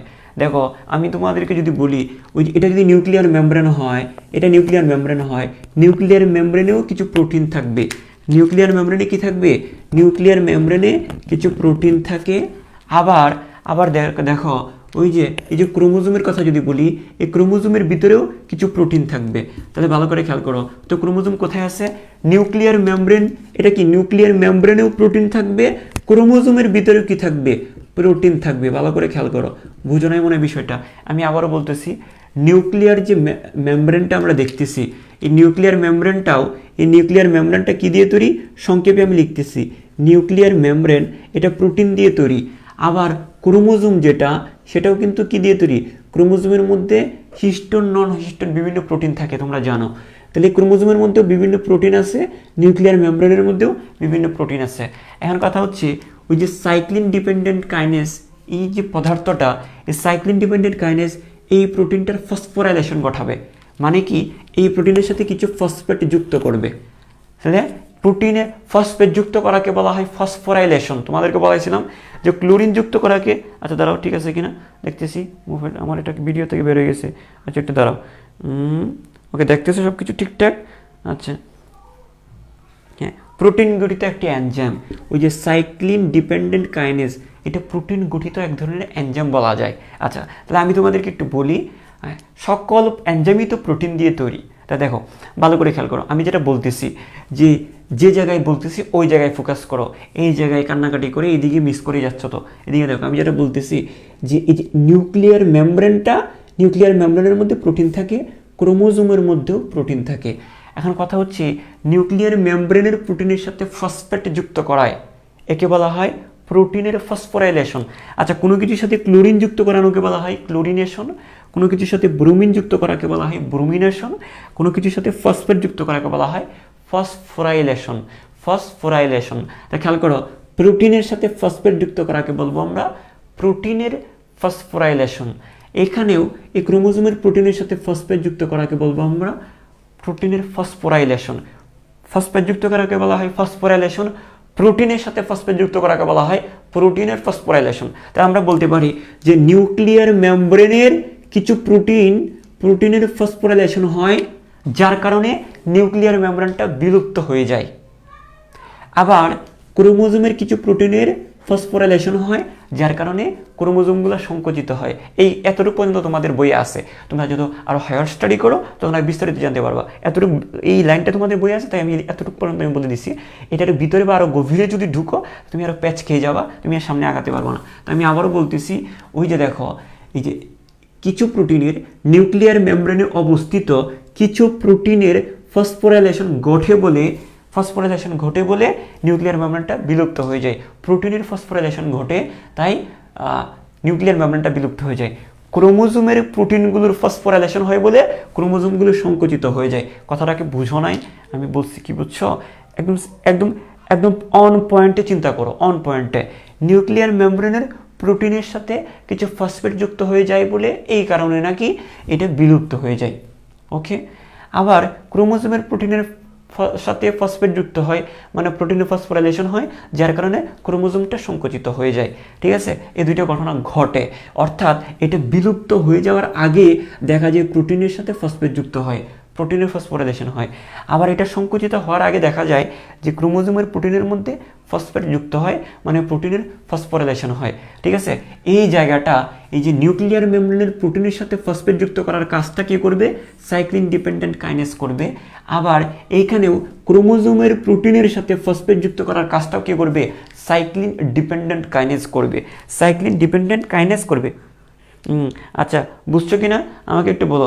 যাদের ভিডিও পজ তারা আবার একটু বের হয়ে আবার একটু দেখো। তা আমি যেটা বলতে চাচ্ছি, তাহলে কি হচ্ছে যে কিছু প্রোটিনের ফসফোরাইলেশনের কারণে কি হবে? ফসফোরাইলেশনের কারণে নিউক্লিয়ার মেমব্রেন বিলুপ্ত হবে, কিছু প্রোটিনের ফসফোরাইলেশনের কারণে ক্রোমোজোমের বিলুপ্তি হবে। তো এখন কথা হচ্ছে ফসফোরাইলেশনটা হয় কিসের কারণে?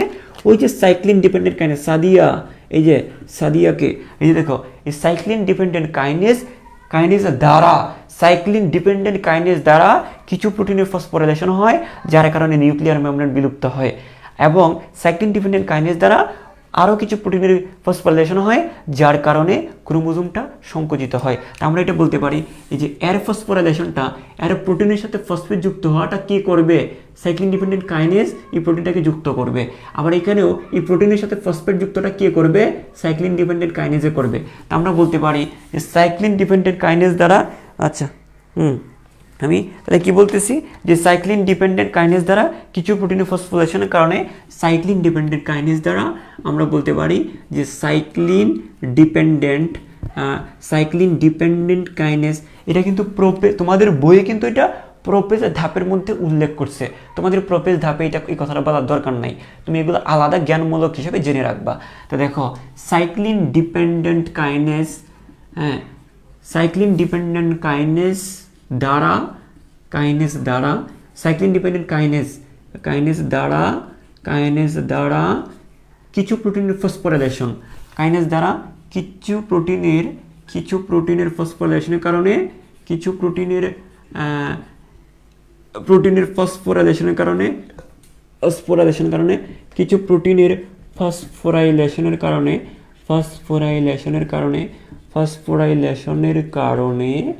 কারণে কিছু প্রোটিনের ফসফোরাইলেশনের কারণে কি হয়, নিউক্লিয়ার মেমব্রেন বিলুপ্ত হয়। নিউক্লিয়ার মেমব্রেন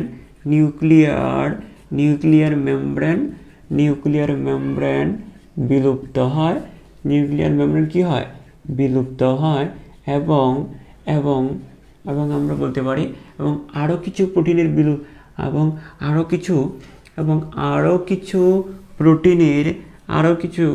প্রোটিনের ফসফোরাইলেশনের কারণে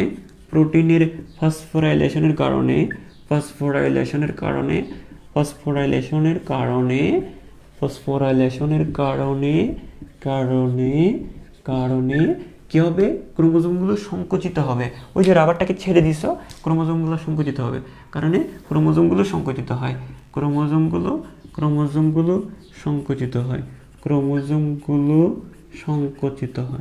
ঠিক আছে, সংকুচিত হয়। তাহলে আশা করি এই পর্যন্ত তোমরা বুঝে গেছো, আশা করি এই পর্যন্ত তোমাদের বোঝা হয়ে গেছে।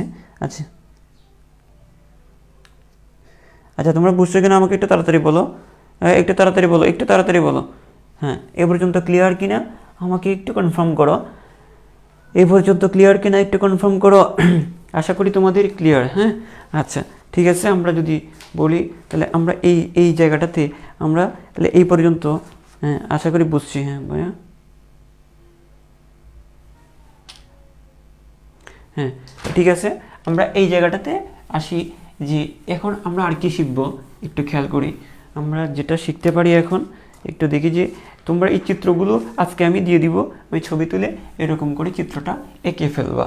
আচ্ছা, এখন আমরা এই যে দেখো একটা জিনিস আমরা পড়ছি যে আমরা এই যে প্রোফেজ, প্রোমেটাফেজ, মেটাফেজ, অ্যানাফেজ, টেলোফেজের মাধ্যমে কিন্তু আমরা ক্রোমোজোমগুলোকে কিন্তু আলাদা করছি। আমরা এই এতগুলো ধাপের মাধ্যমে আমরা কাকে আলাদা করলাম একটু দেখি তো।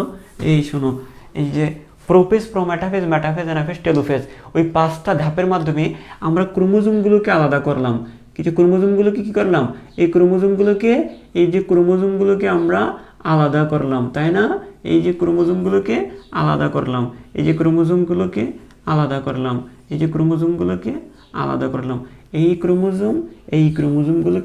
আমরা আলাদা করছি, 2টা অপত্য নিউক্লিয়াস পাইছি। আচ্ছা ঠিক আছে, মানে এটাকে আমরা বলবো 5টা ধাপের মাধ্যমে আমরা একটা নিউক্লিয়াস থেকে 2টা নিউক্লিয়াস পাইছি, মানে ক্যারিওকাইনেসিস পাইছি। তাহলে এইগুলো হচ্ছে আমরা কিসের বিভাজন, আমরা শুধু একটা নিউক্লিয়াস ছিল একটা নিউক্লিয়াস থেকে আমরা এখন কয়টা পাইছি, 2টা নিউক্লিয়াস পাইছি। তো এটাকে আমরা বলতেছি ক্যারিওকাইনেসিস। আমরা এটাকে বলতেছি কি কাইনেসিস, ক্যারিওকাইনেসিস। আমরা এটাকে বলতেছি ক্যারিওকাইনেসিস। আশা করি তোমরা ওই জিনিসটা বুঝছো। এটাকে আমরা কি বলবো, ক্যারিওকাইনেসিস বলবো। এখন আমরা আসি, এখন কথা হচ্ছে এটার পাশে কি থাকবে, এটার পাশে কি এই দেখো, এটা যদি হয় তো এটা তো নিউক্লিয়াসের বিভাজনকে আমরা বলতেছি ক্যারিওকাইনেসিস। তাহলে একটা কোষ, এই নিউক্লিয়াসের বাড়ি কি, সাইটোপ্লাজম থাকে না? বলো তো দেখি, নিউক্লিয়াসের বাড়ি কি থাকে বলো, সাইটোপ্লাজম থাকে। নিউক্লিয়াসের বাড়ি কি থাকে বলো, সাইটোপ্লাজম থাকে। এই কি থাকে, সাইটোপ্লাজম থাকে। তো এই সাইটোপ্লাজমের বিভাজনকে বলবো আমরা, তোমাদেরকে আগেই বলছিলাম। তো এইটা তো জাস্ট নিউক্লিয়াসের বিভাজন গেল, 5টা ধাপের মাধ্যমে আমি শুধুমাত্র নিউক্লিয়াসটাকে বিভাজন করলাম। প্রোফেজ, প্রোমেটাফেজ, মেটাফেজ, অ্যানাফেজ, টেলোফেজের মাধ্যমে আমরা নিউক্লিয়াসের বিভাজন করলাম। অর্থাৎ এটাকে আমরা বলবো নিউক্লিয়াসের বিভাজন, এটাকে বলবো আমরা ক্যারিওকাইনেসিস, নিউক্লিয়াসের বিভাজন। হ্যাঁ, এটাকে আমরা বলবো ক্যারিওকাইনেসিস। তো আমি আবারও বলছি, একটু ভালো করে খেয়াল করো। 5টা ধাপের মাধ্যমে নিউক্লিয়াসের বিভাজন করলাম, তো নিউক্লিয়াসের বিভাজনকে বলতেছি আমরা ক্যারিওকাইনেসিস। এখনও কিন্তু সাইটোপ্লাজম যেটা আছে, এটা কিন্তু সাইটোপ্লাজম। তো সাইটোপ্লাজমের কিন্তু বিভাজন এখনো হয় নাই। তো এই সাইটোপ্লাজমের বিভাজনকে আমরা কি বলবো, সাইটোপ্লাজমের এই বিভাজনকে আমরা বলি, সাইটোপ্লাজমের বিভাজনকে আমরা এক কথায় বলি, সাইটোপ্লাজমের এই বিভাজনকে আমরা বলি সাইটোকাইনেসিস। আমরা কি বলি রে, আমরা বলি হচ্ছে সাইটোকাইনেসিস। আমরা বলি যে এটাকে আমরা বলি সাইটোকাইনেসিস বলি। ঠিক আছে, তাহলে এই যে সাইটোপ্লাজমটা, বাইরে যে সাইটোপ্লাজমটা দেখতেছি, এরও কিন্তু বিভাজন হবে, একে আমরা বলি সাইটোকাইনেসিস। তাহলে ভালো করে খেয়াল করো, এই দেখো, এখন কথা হচ্ছে এটা তো বিষুবীয় অঞ্চল বরাবর, তাই না? এখানে তাহলে এই বিষুবীয় অঞ্চল বরাবর সাইটোপ্লাজমটা দুইটা ভাগে বিভক্ত হবে, সাইটোপ্লাজমটা দুইটা ভাগে বিভক্ত হবে, বিষুবীয় অঞ্চল বরাবর বিভক্ত হবে। এখন কথা হচ্ছে কি, তোমাদেরকে একদম বেসিকটা যদি আমি আগে তোমাদেরকে একটু বলি যে এই যে সাইটোকাইনেসিস, এটাকে সাইটোকাইনেসিসের সংজ্ঞাটা আমরা কীভাবে দিতে পারি যে কোষ বিভাজনের সময় সাইটোপ্লাজম বিভক্ত হওয়াকে আমরা বলি সাইটোকাইনেসিস। সিম্পল একটা সংজ্ঞা। এখন কথা হচ্ছে এখানে তো সমস্যা না, সমস্যা হচ্ছে যে এটা উদ্ভিদ কোষে কীভাবে সাইটোপ্লাজমটা বিভক্ত হয় আর প্রাণী কোষে কীভাবে বিভক্ত হয় সেটা আমাদেরকে জানতে হবে। আমি তোমাদেরকে বলি, প্রথমে বলি উদ্ভিদ কোষের কথা বলি। আমরা আগে লিখে ফেলি যে সাইটোকাইনেসিস জিনিসটা কি সেটা একটু সংজ্ঞা আকারে একটু লিখে রাখি যে সাইটোকাইনেসিস কাকে বলে। সাইটোকাইনেসিস তাহলে দেখো, কোষ বিভাজনের সময় আমরা বলতে পারি যে যে কি সংজ্ঞাটা এরকম দিতে পারি যে কোষ বিভাজনের সময় আমরা বলি যে এই পাশ থেকে দেখা যাচ্ছে কোষ বিভাজনের সময় ঠিক তো দেখা যাচ্ছে এই পাশ থেকে, হ্যাঁ দেখা যাচ্ছে। তো আমরা বলি যে কোষ বিভাজনের সময় সাইটোপ্লাজম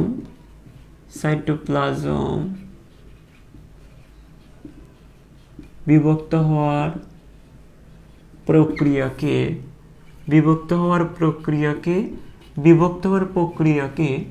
সাইটোকাইনেসিস বলে।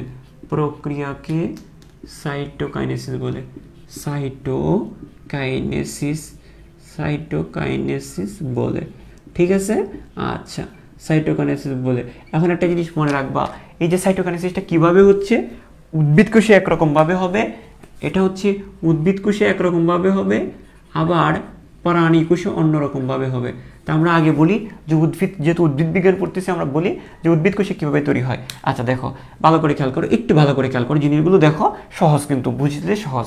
দেখো এই যে দেখো, একটু দেখো এদিকে মনোযোগী হয়ে দেখো। আমরা জানি যে একটা কোষের মধ্যে কি থাকবে, এন্ডোপ্লাজমিক রেটিকুলাম থাকবে। একটা কোষের মধ্যে কি থাকে বলো তো, এন্ডোপ্লাজমিক রেটিকুলাম থাকে না?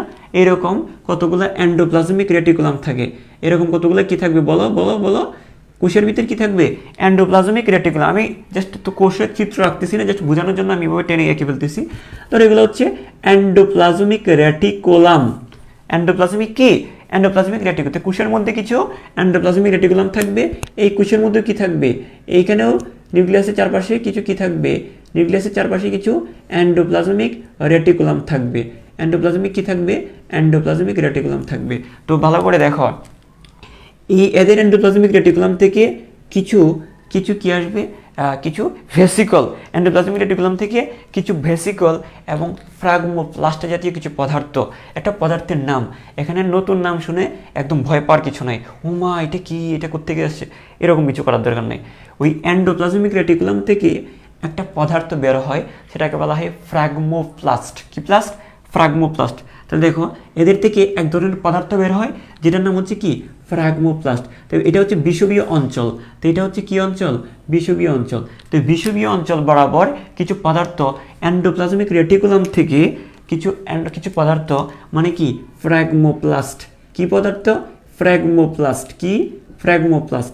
এই যে এন্ডোপ্লাজমিক রেটিকুলাম থেকে কিছু ফ্রাগমোপ্লাস্ট জমা হবে। কি প্লাস্ট? এগুলোর নাম হচ্ছে ফ্রাগমোপ্লাস্ট।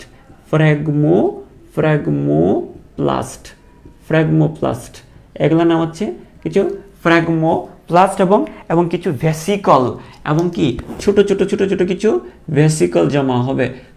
কিছু ভেসিকল জমা হয়। তো কি পাইলাম? তাহলে দুইটা জিনিস জমা হয়। একটা হচ্ছে এন্ডোপ্লাজমিক রেটিকুলাম থেকে ফ্রাগমোপ্লাস্ট জমা হবে, আর কিছু ভেসিকল জমা হবে। ফ্রাগমোপ্লাস্ট এবং কি কিছু ভেসিকল। তাহলে দেখো, ভেসিকল জমা হবে। তাহলে ফ্রাগমোপ্লাস্ট এবং ভেসিকল জমে যে জিনিসটা তৈরি হয়েছে, এখানে খেয়াল করো। হ্যাঁ, এখন বলতে পারো যে ভাইয়া ফ্রাগমোপ্লাস্ট কি? ফ্রাগমোপ্লাস্ট হচ্ছে এক ধরনের নিঃসৃত পদার্থ, এন্ডোপ্লাজমিক থেকে নিঃসৃত এক ধরনের বিশেষ পদার্থ, যেটাকে আমরা বলতেছি ফ্রাগমোপ্লাস্ট। এইটাটুকু তুমি চিন্তা করো। তাহলে এন্ডোপ্লাজমিক রেটিকুলাম থেকে তৈরি এক ধরনের পদার্থ, যেটাকে আমরা বলতেছি ফ্রাগমোপ্লাস্ট। ফ্র্যাগমোপ্লাস্ট।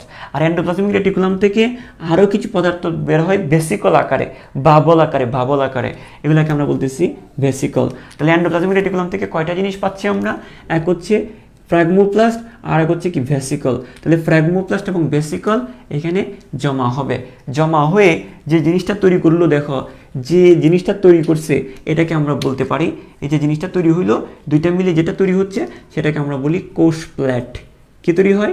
কোষ প্লেট। কি তৈরি হয়? কোষ প্লেট তৈরি হইলো, এটাকে আমরা বলি কোষ প্লেট। এখন এই কোষ প্লেটের উপরে দেখো এই যে জিনিসটা এখন তৈরি হয়েছে এটাকে আমরা বলতেছি এখন কোষ প্লেট। এখন কোষ প্লেটের উপর কি জমবে? এই কোষ প্লেটের উপর দুইটা জিনিস জমবে, একটা হচ্ছে সেলুলোজ আর একটা হচ্ছে হেমিসেলুলোজ। তাহলে সেলুলোজ এবং হেমিসেলুলোজ জমতে এটা এখন হয়ে যাবে এক পর্যায়ে কোষ প্রাচীর। তোমরা জানো কোষ প্রাচীর কি দিয়ে তৈরি? তোমরা জানো যে কোষ প্রাচীর সেলুলোজ আর হেমিসেলুলোজ দিয়ে তৈরি। এই তোমরা কি জানো? তোমরা নর্মালি জানো যে কোষ প্রাচীর সেলুলোজ এবং হেমিসেলুলোজ দিয়ে তৈরি। তাই দেখো এই কোষ প্লেটের উপরে যখন সেলুলোজ আর হেমিসেলুলোজ জমতে থাকবে তখন কি হবে? সেলুলোজ মানেই তো কোষ প্রাচীর। তাহলে দেখো এগুলোর উপরে যখন সেলুলোজ হেমিসেলুলোজ জমবে তখন এটা কোষ প্রাচীর গঠন করবে। তখন এটা কি গঠন করবে? কোষ প্রাচীর গঠন করবে। কথা বোঝা গেছে? কোষ প্রাচীর গঠন করবে। তাহলে আলটিমেটলি এখানে সেলুলোজ আর হেমিসেলুলোজ যুক্ত হয়ে এটা কোষ প্রাচীর গঠন করবে। আমি ইতিমধ্যে আমরা যতটুকু জানতে পারছি আমরা এটা লিখে ফেলি। Sorry I am so sorry. তো দেখো উদ্ভিদ কোষে সাইটোকাইনেসিস আমরা বলতে পারি, উদ্ভিদ কোষের সাইটোকাইনেসিস। দেখো তোমরা ভয় পেও না যে স্যার মাস্ক পরেন, আমরা ভয় পাচ্ছি। আসলে ওই ফ্যান ট্যান অফ করে ক্লাস নিতে হচ্ছে তো, না তো আবার আওয়াজ হবে, ওই জন্য গরমে সর্দি লেগে গেছে। দেখো উদ্ভিদ কোষের সাইটোকাইনেসিস। তা উদ্ভিদ কোষের সাইটোকাইনেসিসটা কীভাবে হবে আমি তোমাদেরকে একটু বলি। সেটা হচ্ছে যে এন্ডোপ্লাজমিক রেটিকুলাম থেকে কিছু ফ্র্যাগমোপ্লাস্ট এবং ভেসিকল জমে কোষ প্লেট গঠন করে। তা আমি বলতেছি আবার, তোমরা ভালো করে খেয়াল করো যে এন্ডোপ্লাজমিক রেটিকুলাম থেকে দেখো এন্ডোপ্লাজমিক রেটিকুলাম থেকে খেয়াল করো এন্ডোপ্লাজমিক রেটিকুলাম থেকে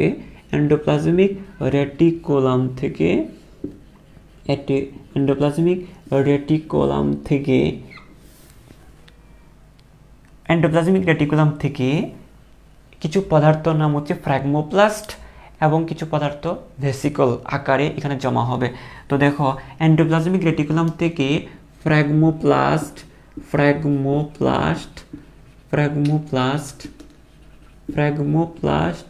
এবং ভেসিকল বিষুবীয় অঞ্চলে জমে বিষুবীয় অঞ্চলে জমে গিয়ে কি তৈরি করে? কোষ প্লেট গঠন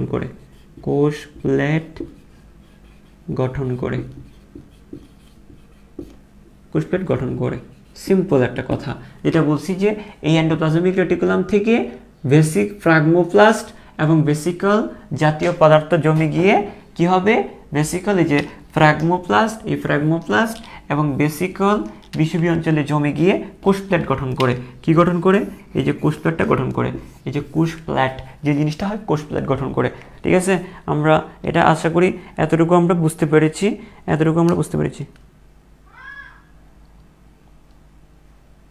আচ্ছা তোমাদেরকে আবারও বলছি, তোমরা উল্টাপাল্টা কমেন্টগুলো করো না। এটা রোজা রমজানের দিন, একটু বিরত রাখো, নিজেকে কন্ট্রোল করো, সংযম করতে শিখো, না হয় কিন্তু পস্তাতে হবে। দেখো এদিকে খেয়াল করো, আমাদের ওই আমরা যেটা পড়াচ্ছি সেটার উপর ফোকাস করো। হ্যাঁ, এটা মেসেঞ্জারে না বাবা, এটা মেসেঞ্জারে ইনবক্স না যে একটা কথা ভালো লাগছে বলে দিলাম। এটা একটা পাবলিক প্লেস, এখানে পড়াচ্ছি আমরা, এখানে আমরা অনেক কিছু শিখতেছি। ঠিক আছে, ওকে। তো এই ফোনটাকে আমি একটু সাইলেন্ট মোড করে রাখি। ঠিক আছে, তো এই জিনিসটা আশা করি তোমরা বুঝতে পেরেছো। তো সিম্পল আমি যেটা বলতেছি, এখানে সাইটোকাইনেসিস হওয়ার জন্য এন্ডোপ্লাজমিক রেটিকুলাম থেকে ফ্র্যাগমোপ্লাস্ট এবং ভেসিকল জমে যে জিনিসটা তৈরি হয় সেটাকে বলা হয় কোষ প্লেট। ওকে, এখন এই যে প্রথমে এরকম একটা প্লেট তৈরি হবে, নাম হচ্ছে কোষ প্লেট। এবং এই কোষ প্লেটের উপরে, আর আমি যদি বলি যে কোষ প্লেটে সাইটোপ্লাজম, কোষ প্লেটে কি সেলুলোজ, কোষ প্লেটে সেলুলোজ এবং হেমিসেলুলোজ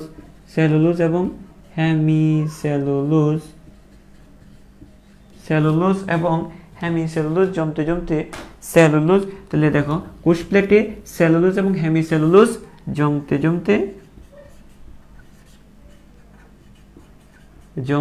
জমতে কি তৈরি হয় বলো? কোষ প্লেটে সেলুলোজ এবং হেমিসেলুলোজ জমে গিয়ে জমতে কোষ প্রাচীর গঠন করে। তাহলে আমরা কি পেয়ে গেলাম? কোষ প্রাচীর গঠন করে। তাহলে আমরা কি পাইলাম? এটা এই যে এখানে এটা কোষ প্রাচীর পাইলাম। তারপরে দেখি আমরা আর কি পাচ্ছি, একটু দেখি তো আমরা আর কি পাচ্ছি। এখানে দেখো এই যে কোষ প্রাচীরটা আমরা পাইছি, সিম্পল। এখন এই জায়গায় দেখো, এই যে আমরা কোষ প্রাচীর পাইছি, এখন কোষ প্রাচীরের ভিতরে কি থাকে? কোষ ঝিল্লি থাকে না? কোষ প্রাচীর ভিতরে ঝিল্লি গঠন হওয়া লাগবে। তা আমরা সিম্পল ফ্র্যাগমোপ্লাস্টার ভেসিকল, এই খেয়াল করো, ফ্র্যাগমোপ্লাস্টার ভেসিকল, এই যে ফ্র্যাগমোপ্লাস্টার ভেসিকল জমে গিয়ে কি তৈরি হয়? কোষ প্লেট তৈরি হয়। এটা তো বুঝে গেছি, ফ্র্যাগমোপ্লাস্টার ভেসিকল জমে গিয়ে কোষ প্লেট তৈরি হয়, ঠিক আছে। এই কোষ প্লেটের উপর সেলুলোজ আর হেমিসেলুলোজ তৈরি হয়ে, যে সেলুলোজ আর হেমিসেলুলোজ দিয়ে কোষ প্রাচীর তৈরি হয় না? তো সেলুলোজ আর হেমিসেলুলোজ জমতে কোষ প্রাচীর গঠন করে, এতটুকু বুঝছি। এখন তো একটা জিনিস আমাদের বাকি রয়ে গেল, এখানে কোষটা কি তার কি আলাদা হবে না? এখানে আরেকটা জিনিস তৈরি হইতে হবে, এদিক দিয়ে কোষ ঝিল্লি তৈরি হওয়া লাগবে, এদিক দিয়েও কোষ ঝিল্লি তৈরি হওয়া লাগবে। কোষ ঝিল্লিটা তৈরি হওয়াটা বাকি এখনো, এদিক দিয়েও কোষ ঝিল্লি, কারণ আমরা জানি যে কি কোষ প্রাচীরের ভিতরে কি থাকে? কোষ ঝিল্লি থাকে না? তো আমরা বলতে পারি যে এদিকেও কোষ ঝিল্লি তৈরি হবে এবং কি এদিকেও কোষ ঝিল্লি তৈরি হইতে হবে। মাঝখানে কোষ প্রাচীর থাকে, দুইটা কোষের মাঝখানে কোষ প্রাচীর থাকে, কিন্তু আমার কি তৈরি হওয়া লাগবে? এখন কোষ ঝিল্লি তৈরি হওয়া লাগবে। তো আমরা যদি বলি যে কোষ ঝিল্লিগুলো কিভাবে তৈরি হয়, আমরা যদি বলি, একটু খেয়াল করো, ওই পাশটাতে দেখা যাচ্ছে?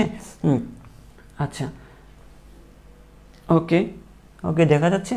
আচ্ছা, ঠিক আছে, দেখা যাচ্ছে। তো আমরা বলতে পারি যে এখানে ওই যে কোষ ঝিল্লিটা কীভাবে তৈরি হয়, ওই যে দেখো, আমরা তো কোষ প্লেট থেকে আমরা কোষ প্রাচীর পেয়ে গেছি, কোষ প্লেট থেকে আমরা কোষ প্রাচীর পাইছি। উদ্ভিদ কোষে তো কোষ প্রাচীর থাকবেই, থাকবে।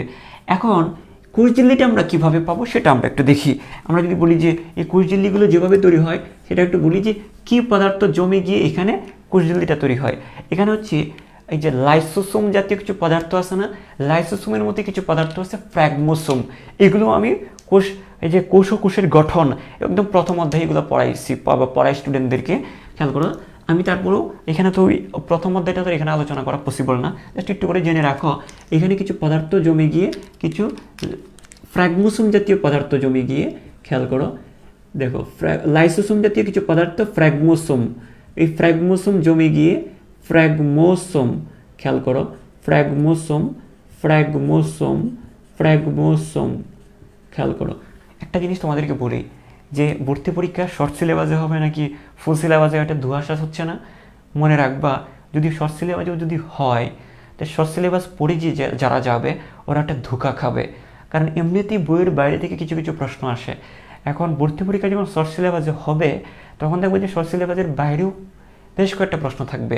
আর শর্ট সিলেবাস দিয়ে কিন্তু কী করো, যে শর্ট সিলেবাস কিন্তু সবাই পড়বে, সবাই পারবে, কিন্তু এক্সট্রা 4-5টা যেগুলো শর্ট সিলেবাসের বাইরে থেকে দিয়ে মেরে দিবে, এই জিনিসগুলো যারা পারবে ওরাই কিন্তু টিকে যাবে। তো এই জিনিসগুলো এখন তোমরা বুঝতেছো না, তোমরা এখন চুল টানাটানি করতেছো, না শর্ট সিলেবাস হবে না ফুল সিলেবাস হবে, শর্ট সিলেবাস হবে ফুল। ভর্তি পরীক্ষা তুমি টিকে থাকার জন্য তোমাকে ফুল সিলেবাসটা জানতে হবে, বুঝতে হবে, এটা মাথায় রাখতে হবে। তুমি যদি 2টা এমসিকিউ যদি শর্ট সিলেবাসের বাইরে থেকে আসে, এই 2টা না পারলে তুমি চান্স পাবা না, কারণ শর্ট সিলেবাস মোটামুটি এভারেজ সবাই পারবে। এটা এতটুকু বুদ্ধি তোমার থাকা দরকার।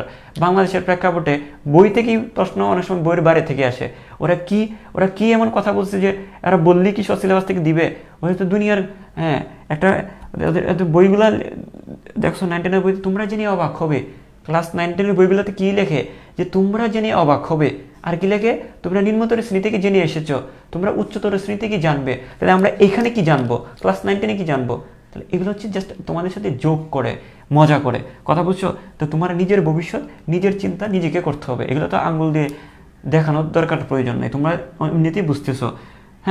তোমরা 9-10 সময় পরীক্ষা দেওয়ার সময় অনেক কিছু তোমাদের বলছে যে উচ্চতর শ্রেণীতে জানতে পারবা, কিন্তু পরীক্ষার হলেই গিয়ে দেখছো যে উচ্চতর শ্রেণী থেকে দিয়ে দিছে প্রশ্ন, হয় নাই যোগ্য যোগ্যতা হয় নাই, এরকম আর কি। তো অনেক সময় বোর্ড প্রশ্ন সলভ করতে গেলে আমরা দেখি যে বইয়ে নাই, কিন্তু বইয়ের বাইরে থেকে কিছু প্রশ্ন দিয়ে দিছে উচ্চতর শ্রেণী থেকে। তো দেখো খেয়াল করো, তো যেটা বলতেছি আমরা এই জায়গাটাতে একটু খেয়াল করি, এটা এই কথাটা কেন আসছে এখানে। ও হ্যাঁ, ওই যে এই ফ্র্যাগমোসোম জিনিসটা আমি কোষ বিভাগ মানে কোষের গঠন চ্যাপ্টারে পড়াইছিলাম। এই যে দেখো, এই জন্য বলতেছি যে এই জিনিসগুলো জানতে হবে, কারণ একটা সাথে একটা ইন্টারকানেক্টেড টপিকগুলো, একটা চ্যাপ্টারের সাথে একটা চ্যাপ্টার ইন্টারকানেক্টেড। তুমি একটা জানা আর একটা তুমি পারবা না, তুমি ছোট অস্ত্র নিয়ে গেলে যুদ্ধে জয় হইতে পারবো না, তোমাকে বড় কামান নিয়ে যেতে হবে, তোমাকে হ্যাঁ বড় কামান বলতে বড় সিলেবাস নিয়ে যেতে হবে। ছোট সিলেবাস নিয়ে গেলে তুমি একটু ধোঁকা খেতে পারো, ঠিক আছে, বাকিটা তোমার ব্যাপার। এখন দেখো আমি যেটা বলতেছি একটু দেখো, এই যে দেখো আমি যেটা বললাম যে এখানে যে কোষঝিল্লিটা তৈরি হবে, এই যে কোষঝিল্লিটা তৈরি হবে, তাহলে কীভাবে যে কোষ প্রাচীর গঠন হয় আমরা সেটা পড়লাম। এই যে কোষ প্রাচীরটা কীভাবে গঠন হয় সেটা আমরা পড়ছি। এখন যেটা পড়তে চাচ্ছি যে কোষ প্রাচীরের ভিতরে কোষ প্রাচীরের, এটা তো কোষ প্রাচীর, এটা তো কোষ প্রাচীর, বাইরে কোষ প্রাচীর, কিন্তু এই যে ভিতরে কোষঝিল্লিটা কীভাবে তৈরি হয়, তো কোষঝিল্লিটা তৈরি হয় হচ্ছে কোষঝিল্লি তৈরি হবে ফ্র্যাগমোসোম জমে জমে। ফ্র্যাগমোসোম জিনিসটা কি তোমাদেরকে সংক্ষেপে যদি বলি যে লাইসোসোমের মতো কিছু পদার্থ, লাইসোসোম। তা দেখো লাইসোসোম, তা দেখো লাইসোসোম, তো লাইসোসোম জাতীয় কিছু পদার্থ নাম হচ্ছে ফ্র্যাগমোসোম। তো লাইসোসোম জাতীয় কিছু পদার্থ যার নাম ফ্র্যাগমোসোম, এই ফ্র্যাগমোসোম জমে জমে কি তৈরি হবে, ফ্র্যাগমোসোম জমে জমে কোষঝিল্লিটা গঠিত হবে। তো আমরা বলতে পারি তাহলে দেখো, আচ্ছা আমরা যদি বলি একটু করে বলি যে ফ্র্যাগমোসোম জাতীয় কিছু পদার্থ, ফ্র্যাগমোসোম জাতীয় কিছু পদার্থ, লাইসোসোম জাতীয়, আমরা বলি যে লাইসোসোম, আমরা বলি যে লাইসোসোম জাতীয় কিছু ফ্র্যাগমোসোম, লাইসোসোম জাতীয় ফ্র্যাগমোসোম, হ্যাঁ লাইসোসোম জাতীয় কিছু ফ্র্যাগমোসোম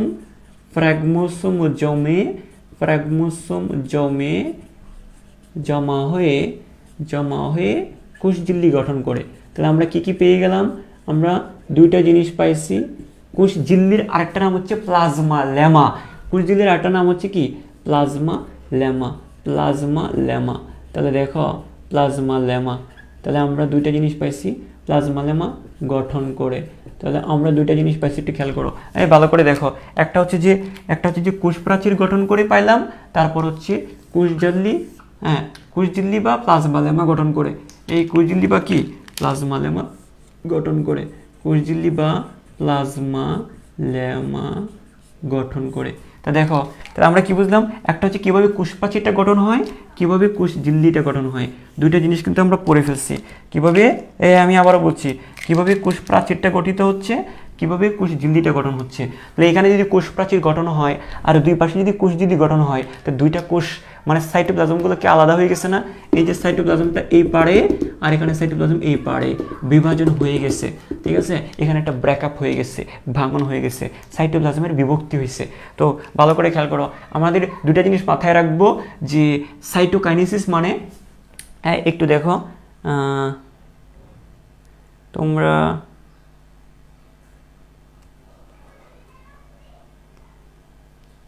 হ্যাঁ একটু দাঁড়াও আমি এটা শেষ করি, জিনিসটা শেষ করি। তো আমি যেটা বলতেছি যে এখানে কি বললাম, যে এখানে যে কোষটার যে বিভাজন হচ্ছে মানে সাইটোকাইনেসিস যেটা হচ্ছে, যে এই যে দেখো যেটা বললাম যে সাইটোকাইনেসিস মানে সাইটোপ্লাজমের বিভাজন, সাইটোকাইনেসিস মানে সাইটোপ্লাজমের বিভাজন। যে সাইটোপ্লাজমের বিভাজনটা হবে দুইটা জিনিস সৃষ্টির মাধ্যমে, একটা হচ্ছে যে কোষ প্রাচীর গঠন করার মাধ্যমে, আর একটা হচ্ছে কোষঝিল্লি গঠন করার মাধ্যমে, ঠিক আছে। তাহলে সাইটোকাইনেসিস যেটা, সাইটোকাইনেসিস মানে এই যে এখানকার সাইটোপ্লাজম, এখানে সাইটোপ্লাজমের বিভাজন। তো বিভাজনটা কয়টা জিনিস সিস্টেমের মাধ্যমে হবে, যে প্রথমে কোষ প্রাচীর গঠন হবে, তারপর কোষঝিল্লি গঠন হবে। যে প্রথমে কোষ প্রাচীর তারপর কোষঝিল্লি গঠন হওয়ার মাধ্যমে কোষটা বিভক্ত হয়ে গেছে। ক্লিয়ার? এখন আমি তোমাদেরকে যদি বলি যে কোষ প্রাচীরটা কিভাবে গঠিত হয়, একটু দেখো কোষ প্রাচীরটা গঠিত হয়, একটু দেখো ভালো করে। কোষ প্রাচীর গঠিত হয়, আমি তো বলছি কোষ প্রাচীর গঠিত হয় সেলুলোজ, প্রথমে ফ্র্যাগমোপ্লাস্ট এবং বেসিকল জমে কোষ প্লাট গঠন করে। ফ্র্যাগমোপ্লাস্ট, এই যে ফ্র্যাগমোপ্লাস্ট এবং বেসিকল বিষুবীয় অঞ্চলে জমে কোষ প্লেট গঠন করে।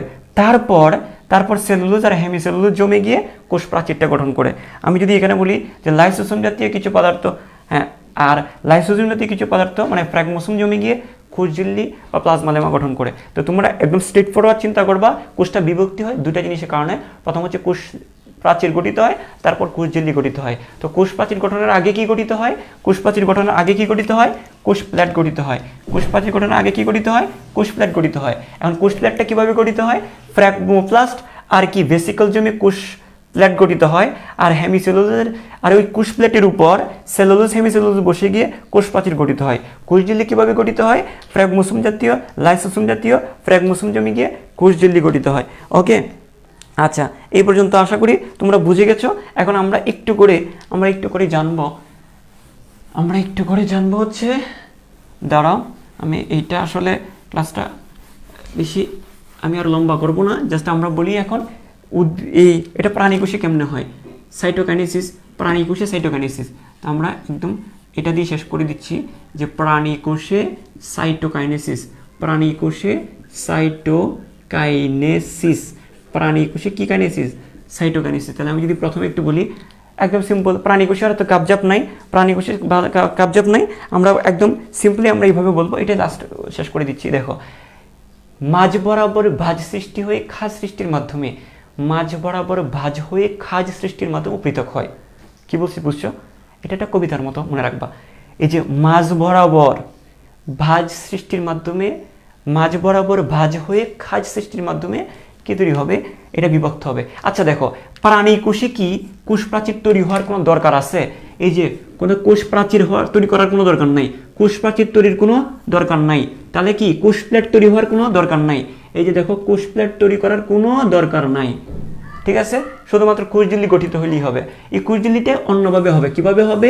এই যে দেখো, এই যে মাঝ বরাবর, এই যে দেখো মাঝ বরাবর, একটু খেয়াল করো, আমরা যদি বলি যে এটা কি মাঝ বরাবর, এটা হচ্ছে যে এই খেয়াল করো, এটা কি মাঝ বরাবর না? এটা হচ্ছে মাঝ বরাবর।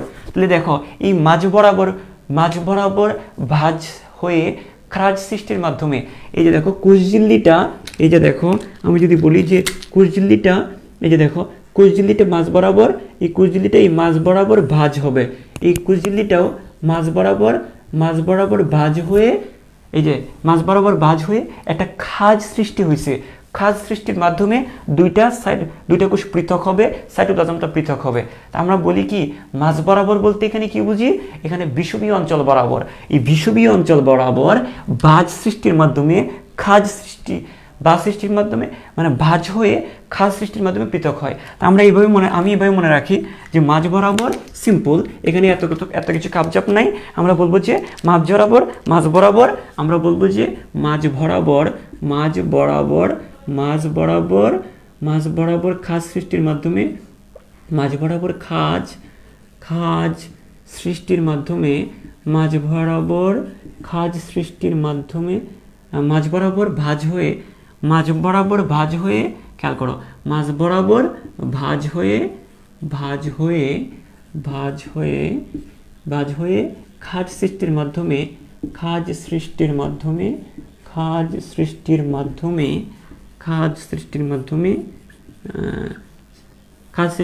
পৃথক হয়। সাইটোকাইনেসিস মানে তো সাইটোপ্লাজম পৃথক হয়, বা কোষগুলো বিভক্ত হয়, ঠিক আছে? হ্যাঁ, বিষুবীয় অঞ্চল মাঝ বরাবর ভাঁজ হয়ে খাজ সৃষ্টির মাধ্যমে ভাগ হয়ে যায়।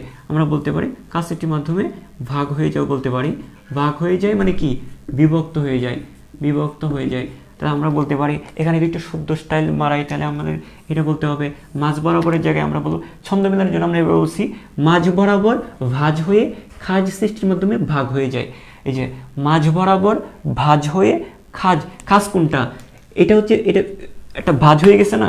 দেখো ভাঁজ মানে কি, মনে করো আমরা এই কাপড়টাকে ভাঁজ করলাম, এখানেও কিন্তু এই জিনিসটা ভাঁজ হয়ে গেছে, আর ভিতরে যে গর্তটা এটা হচ্ছে খাজ। তাহলে ভাঁজ এবং খাজ, মাঝ বরাবর ভাঁজ হয়ে ওই যে ফোল্ডিং হয়েছে এটা ভাঁজ, আর এখানে যে গর্তটা সেটা হচ্ছে খাজ। তাই আমরা বলতে পারি মাঝ বরাবর ভাঁজ হয়ে খাজ সৃষ্টির মাধ্যমে ভাগ হয়ে যায়। তা আমরা বলতে পারি এখানে মাঝ বরাবর বলতে আমরা বলতে পারি বিষুবীয় অঞ্চল বরাবর। এখানে মাঝ বরাবর বলতে আমরা কি বোঝাচ্ছি? মাঝ বরাবর বলতে আমরা বোঝাচ্ছি যে বিষুবীয় অঞ্চল বরাবর, বিষুবীয় অঞ্চল বরাবর, বিষুবীয় অঞ্চল বরাবর, অঞ্চল বরাবর। আর ভাগ হয়ে যায় মানে কি, বিভক্ত হয়ে যায়, বিভক্ত হয়ে যায়। তা আমরা এটা বুঝছি। তারপর আমরা আর লাস্ট একটা টপিক, যে এটা আসলে কোন তন্তুর কারণে হয়। এটা এখানে তো নিশ্চয়ই ওই যে এখানে অবশ্যই কি আছে, মানে কোষঝিল্লির মধ্যে নিশ্চয়ই কোনো তন্তু আছে, তাহলে কোষঝিল্লিতে বিশেষ এক তন্তুর কারণে এই ভাঁজটা হয়, অ্যাক্টিন এবং মায়োসিন তন্তুর কারণে। কোন তন্তুর কারণে? এই যে কোষঝিল্লিটার মধ্যে দুই ধরনের তন্তু আছে, একটা হচ্ছে অ্যাক্টিন আর একটা হচ্ছে কি মায়োসিন। তা আমরা বলতে পারি যে কোষঝিল্লিতে অবস্থিত, কোষঝিল্লিতে অবস্থিত, খেয়াল করো, কোষঝিল্লিতে অবস্থিত, কোষঝিল্লিতে অবস্থিত, অবস্থিত, কোষঝিল্লিতে অবস্থিত অ্যাক্টিন, অ্যাক্টিন ও মায়োসিন, কোষঝিল্লিতে অবস্থিত অ্যাক্টিন ও মায়োসিন তন্তুর কারণে, তন্তুর কারণে, তন্তুর কারণে, হ্যাঁ, তাহলে কোষঝিল্লিতে অবস্থিত অ্যাক্টিন তন্তু ও মায়োসিন তন্তু, এগুলো হচ্ছে, দেখো আমাদের পেশিতেও কিন্তু দুই ধরনের তন্তু আছে, অ্যাক্টিন, মায়োসিন। এদের কোষঝিল্লিতেও, হ্যাঁ, তাহলে আমাদের কোষঝিল্লিতেও দুই ধরনের তন্তু থাকবে, অ্যাক্টিন এবং মায়োসিন। ওই অ্যাক্টিন মায়োসিন তন্তুর কারণেই কিন্তু এরা সংকুচিত হয়, তন্তুর কারণে, হ্যাঁ, কোষঝিল্লি সংকুচিত হয়। কোষঝিল্লি কি হয়, হ্যাঁ, এরকম প্রোটিনে, মায়োসিন প্রোটিনের কারণে, মায়োসিন প্রোটিনের কারণে, প্রোটিন তন্তু আর কি, প্রোটিন তন্তু বা প্রোটিনের কারণে, প্রোটিনের কারণে এরকম ভাঁজ সৃষ্টি হয়, প্রোটিনের কারণে খাঁজ সৃষ্টি হয়। ঠিক আছে, তো আশা করি বুঝতে পেরেছো এ পর্যন্ত। হ্যাঁ, অ্যাক্টিন ও মায়োসিন প্রোটিনের কারণে খাঁজ সৃষ্টি হয়। আচ্ছা, আমি আবারও বলছি একটা জিনিস, এই যে এই পর্যন্ত যেগুলো পড়াইছি এগুলো তোমরা সুন্দর করে নোট করে নিবা। আচ্ছা আচ্ছা, এই পর্যন্ত ক্লিয়ার কিনা? আচ্ছা, আশা করি পর্যন্ত ক্লিয়ার। আচ্ছা, একটা কথা হচ্ছে যে আমার আমার অতি শীঘ্রই কেমিস্ট্রির কিছু ফ্রি ক্লাস আসবে, তোমরা এগুলো খুব সহজে আমার প্রোফাইলে গিয়ে করে ফেলতে পারবা, একদম সম্পূর্ণ ফ্রি। এই জন্য এগুলো তোমাদের ভর্তি পরীক্ষা বলো, এইচএসসি পরীক্ষা বলো, এগুলো খুব গুরুত্বপূর্ণ। তোমরা চাইলে অনেকেই হয়তো বা আমাকে আগে থেকে চেনো, হয়তো বা অনেকেই, আমি এখানে বলছিলাম যে ক্লাস কয়টাই হবে সেটা এখানে লিখে রাখছো তোমরা যে ভাইয়ার কেমিস্ট্রি ক্লাস চাই, তো এইভাবে লিখলে তো এটা তো খারাপ দেখায়। হ্যাঁ, তোমরা ক্লাস করতে চাইলে আমার প্রোফাইলে গিয়ে আমি যখন লাইভ দিব, আমি শীঘ্রই ঘোষণা দিব কিছু স্পেশাল কিছু কেমিস্ট্রি ক্লাস, ওইগুলো তোমরা করে নিতে পারবা, যেন তোমাদের উপকার হয়। ওকে, তো আমরা এই পর্যন্তই আজকে। সবাই সবাই উল্টাপাল্টা কমেন্ট বেশি করছো, তো এই কাজটা করবা না, পড়াটা সুন্দর করে গুছিয়ে নাও। তোমার কথা হচ্ছে পরীক্ষা কখন হবে সেটার থেকে বড় বিষয় তুমি কতটুকু গুছাইতে পারছো, গুছিয়ে তারপর বসে থাকো, এটা হচ্ছে কথা। ঠিক আছে, তো সবাই ভালো থাকো, সুস্থ থাকো, আসসালামু আলাইকুম।